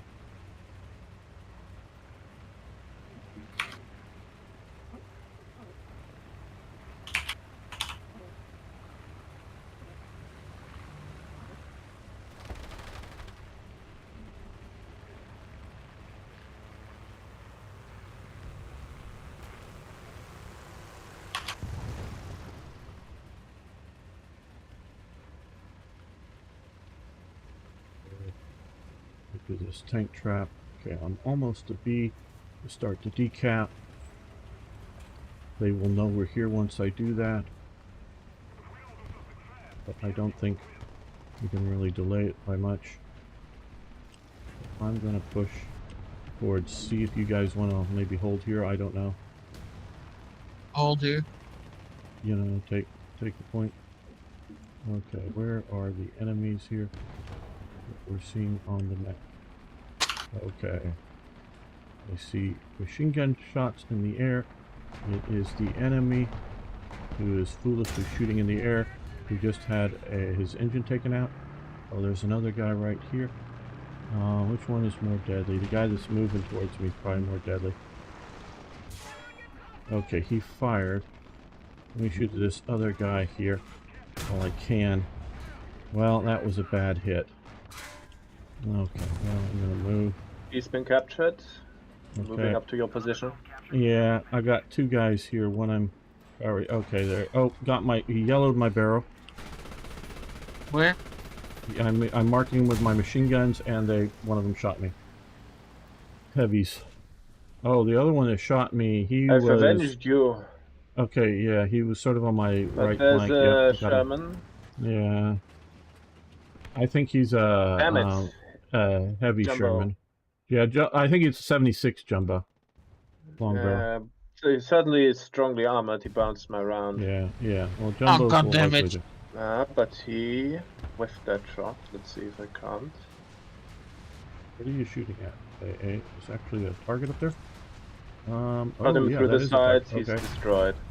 Okay, critical hit. He is on fire. Angle a bit. He missed. I'm gonna See if go. we can put it into his turret. I see that. No, good hit. Yeah. Okay. Alright. Put you on fire again. That. I don't know. Oh, well, that wasn't very good. Okay. I'm a little faster at reloading than he is. Let's see if we get another good shot in his turret. What are you shooting at, game? Big heavy American. Damn He it. can't move. Oh, God. He's right here. Alright, I've been immobilized. Okay, that was no damage. Huh? One penetration. Bloody standoff. Yeah. Well, he's on fire again. I think he may burn out this time, so I know he was on Let's scratch fire. his face. Alright, I've been destroyed by an enemy aircraft. Alright, okay, yeah, he's gonna die to fire, I think. I got this fuel Okay, block. his barrel's out. Yay! His barrel is out. His barrel is out. Got an aircraft coming over us. Okay. Engines out. Okay. Still not dead. Oh, he's gonna burn up. Okay, well, let's put another round Check. into him. Okay,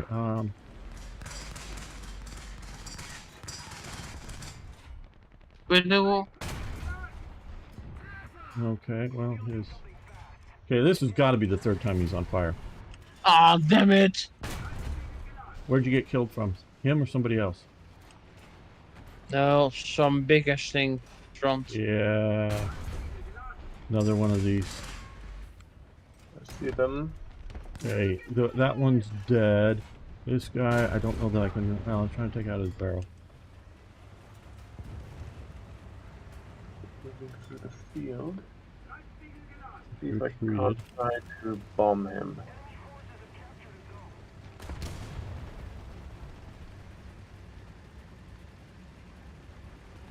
Big pit. I don't want to drive into the big pit, dude.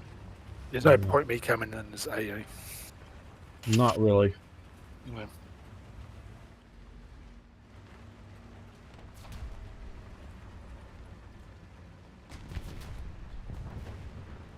He missed. Sort of come up on the side while he's... Critical. Okay, good.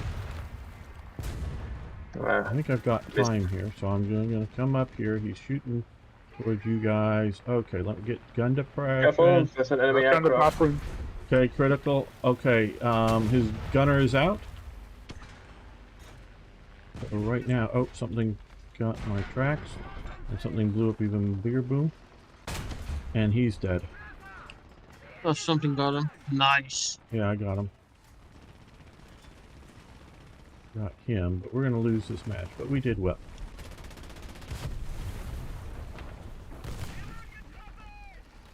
I thought I was repairing this.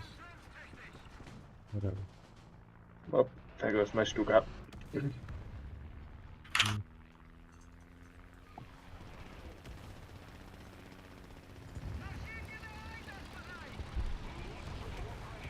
And there goes the match. Well, we got best squad at least. Woohoo! That was fun. Ooh, a battle trophy.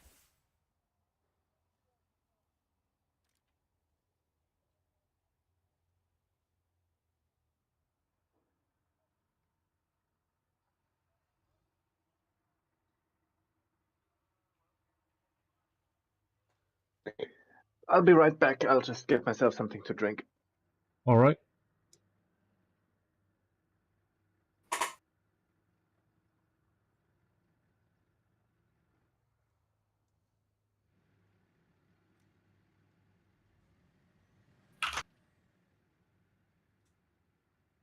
Okay, strong arm. Are you ready? Anybody else want to join us here? We do have... No, we don't have a And slot. I'm Sorry. back. Okay, strong arm. Strong arm? Do you hear me? Did you walk away too? Strong arm. Yes, I'm here. That's right. Yep. Ready. You're back. Okay, you're ready. Okay, good. Going in. Once more Going in. into the breach, my dear friends. Once more. Guys, If not, Close it up with our English dead. if not to heaven, then arm in arm to hell. And I don't recite well. I'm sorry. I know a few lines like that, but Yeah. I'm not good at like memorizing stuff. Things that you would call memorization. I am not good with. Concepts, your knowledge is so ideas. vast. I am good Overflowing. with. Your knowledge is so vast. Well, you can say that, but no, it's just really, quite honestly, it's more concepts than ideas left and right I'm good with. spawn. I'm going left spawn, going to go sort of behind A, if you will. I'm going right. This one. Tiger? Yeah, Tiger. On this map, yeah. This And map he sort who of sheds sucks. his blood with me shall be my brother. And be he Yes. ne'er so vile, the stale stay shall gentle his condition. And gentlemen in England now abed shall think themselves accursed they were not here. It's Henry the Whilst Fifth. any speaks that fought with us upon St. This Crispin's Day. Yes. Henry the Fifth. I love that speech. Yes, it's a very good one. Shakespeare was good.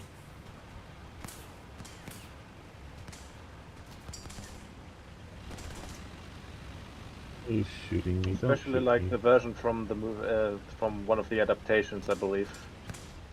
I don't know with whom it was exactly, but Are you thinking of the Admiral Teague? Which Star Trek? Was it Star Trek? I forget which one, Undiscovered Country or whatever, that they have the Klingons. Played by Christopher Plummer, reciting That is I think. Undiscovered Country. Yeah, Admiral Teague Yeah, is a that much is. better expert than I am on Star Trek. I mean, I know this. Yeah, Since I've only Patrick Henry was recently British first rewatched the government- movie. I've only Going recently rewatched the movie, so I remember that Yeah. quite well. Yes. They even have the whole thing about yes, Shakespeare is better in the original Klingon. Yes. Yeah. Yeah. Yes.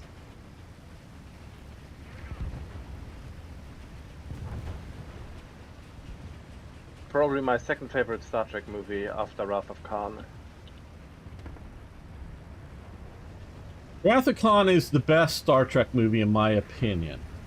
But I still really have fond memories because I went and saw it on opening day, the Star Trek The Motion Picture. That was such, to get some new, fresh Star Trek out there, that was such a thing to have. Yeah, it's more intellectual, it's a little less, action-y. It's not, yeah, but it's still just sort of a personal favorite. There we are. Okay, there we go. Boom. Yeah. So I really like Star Trek The Motion Picture. It's... Oh god. T-29 in the right at A. Specifically on the left flank of A, moving up towards our position. Roger, roger.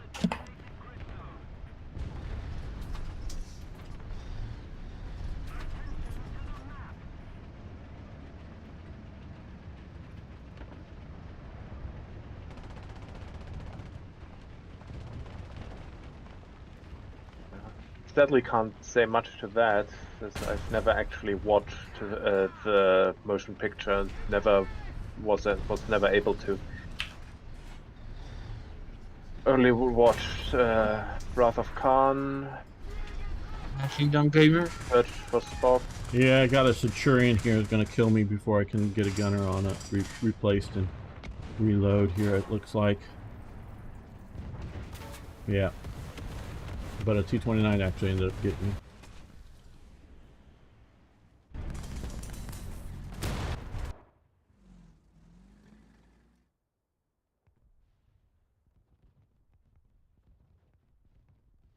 Yeah.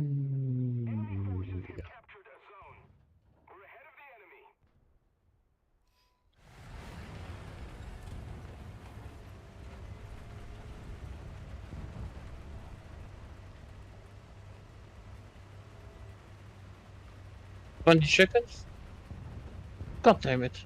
Yeah, well, I'm coming again. Moving up. But we were eliminated up there.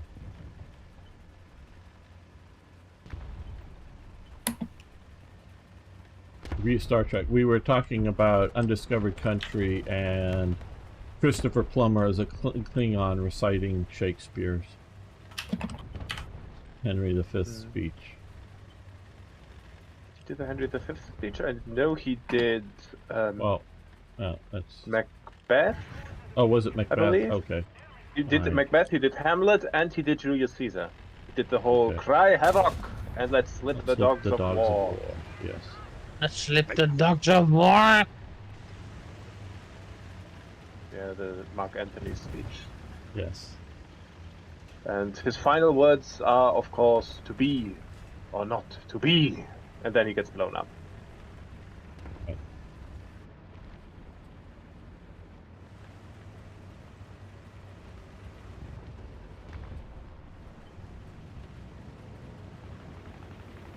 All right.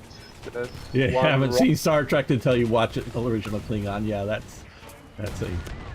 Okay, that bomb's gonna go off here. Let's see, can I... Oh, no, okay. I don't need to repair my little machine gun on top of it. Yeah, oh, and there's another one over here. Let's see if I can't outflank the bastard. Well, they're pushing up on the river here, so be careful. They're right there. Okay, well, okay. I'm gonna come in my big heavy. Let's see if I can withstand some of their shots and put rounds into them.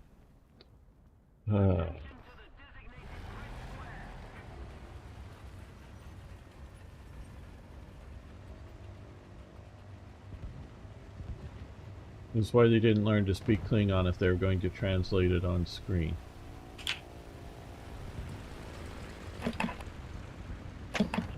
Oh god. I don't know.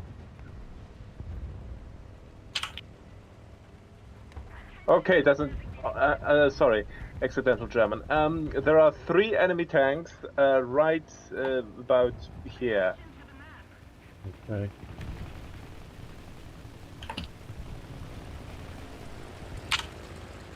And they knocked out my gun barrel. Yeah.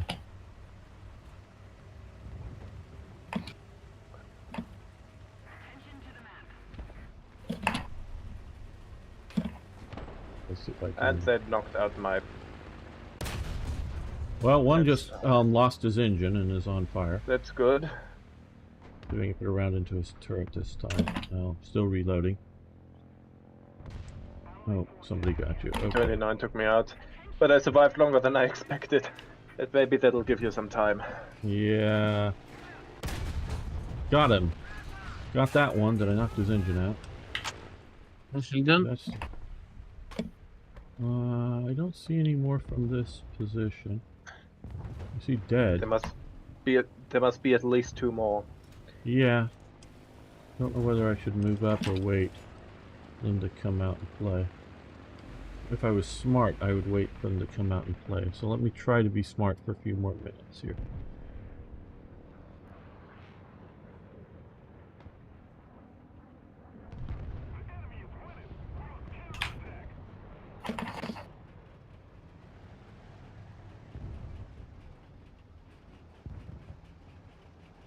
Well, they're being smart and not coming out to play.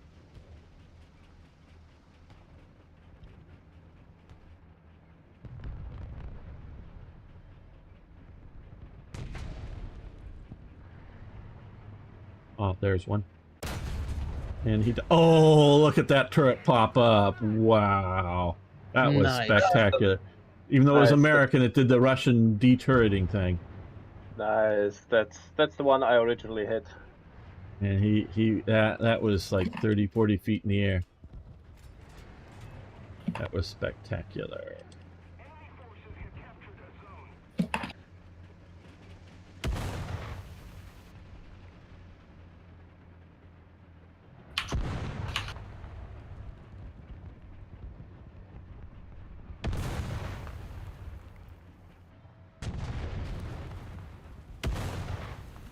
Oh, I think I saw where you got from.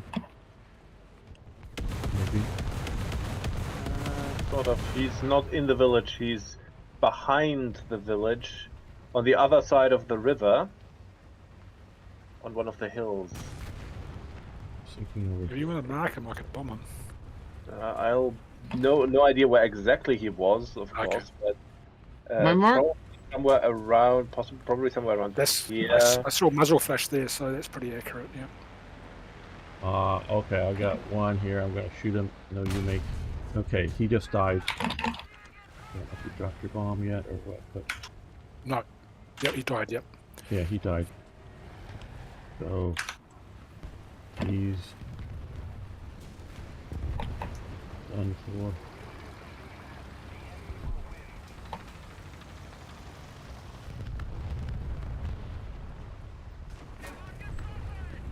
Yeah, Tiger armor held. Come on, come on, come on, get the pressure. Get gun barrel up, get gun barrel up, get gun barrel up. Oh, you armor held twice now, and he backed up. Oh, damn. I wanted to kill him.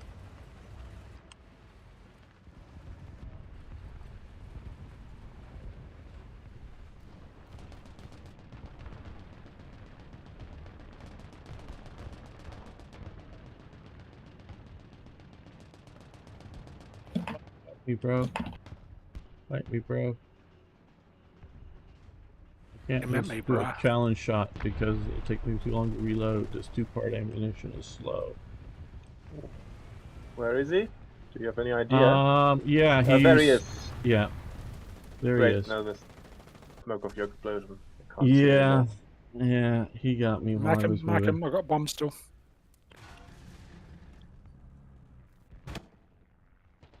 There, I think. Nah, I Now he got me too. I think he's more there, but he's right around those spots. If either of those markings help. He's Yeah. actually, yeah, you know, you're right. He's on the other side of the river.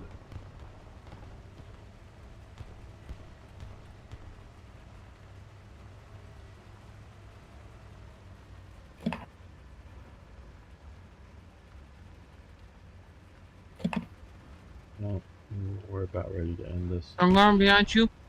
Oh, yeah, I see him. Yeah, I've got bombs. I can't really evade.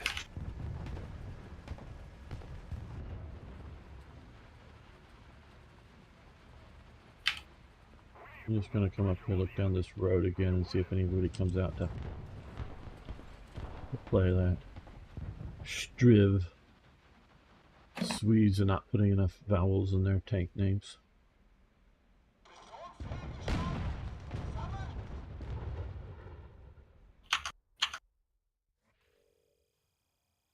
Well, we lost, but it was fun. Yeah. Well, That's the everyone, German I think we're gonna. Yeah, you guys keep taking on the world and losing. I think we're gonna end the stream here. So I want to definitely thank Dino Phyllis for joining us here, and sorry, Crippy, you didn't get in, but maybe next time. And Strong Arm and Arno, of course, thank you, and thank you. Loved hanging out with you, Admiral Teague. It was very good. Thanks. Any ZZ. Slytherin coming up? I'll be streaming for Slytherin on Friday, and we'll be doing more Panzer Corps 2, and then I'll be back What time? Saturday. I think at 10 a.m. my time here. I think. I'm not sure. I have to look that up. I think. Yeah, I think it's 10 a.m. Oh, okay. And I don't know if Bismarck is still here, but thank you for hanging out with me, everybody. And Felipe, if you're still around, thanks. So, and be back next weekend. So, thank you all. And Admiral Teague, of course, I'll see you hanging around Doomcock's channel, I'm sure, sometime soon as well. So thanks, everyone. Have a very good day or evening. So, Thank you. see you all. Have a good time. Thank you very Bye. much.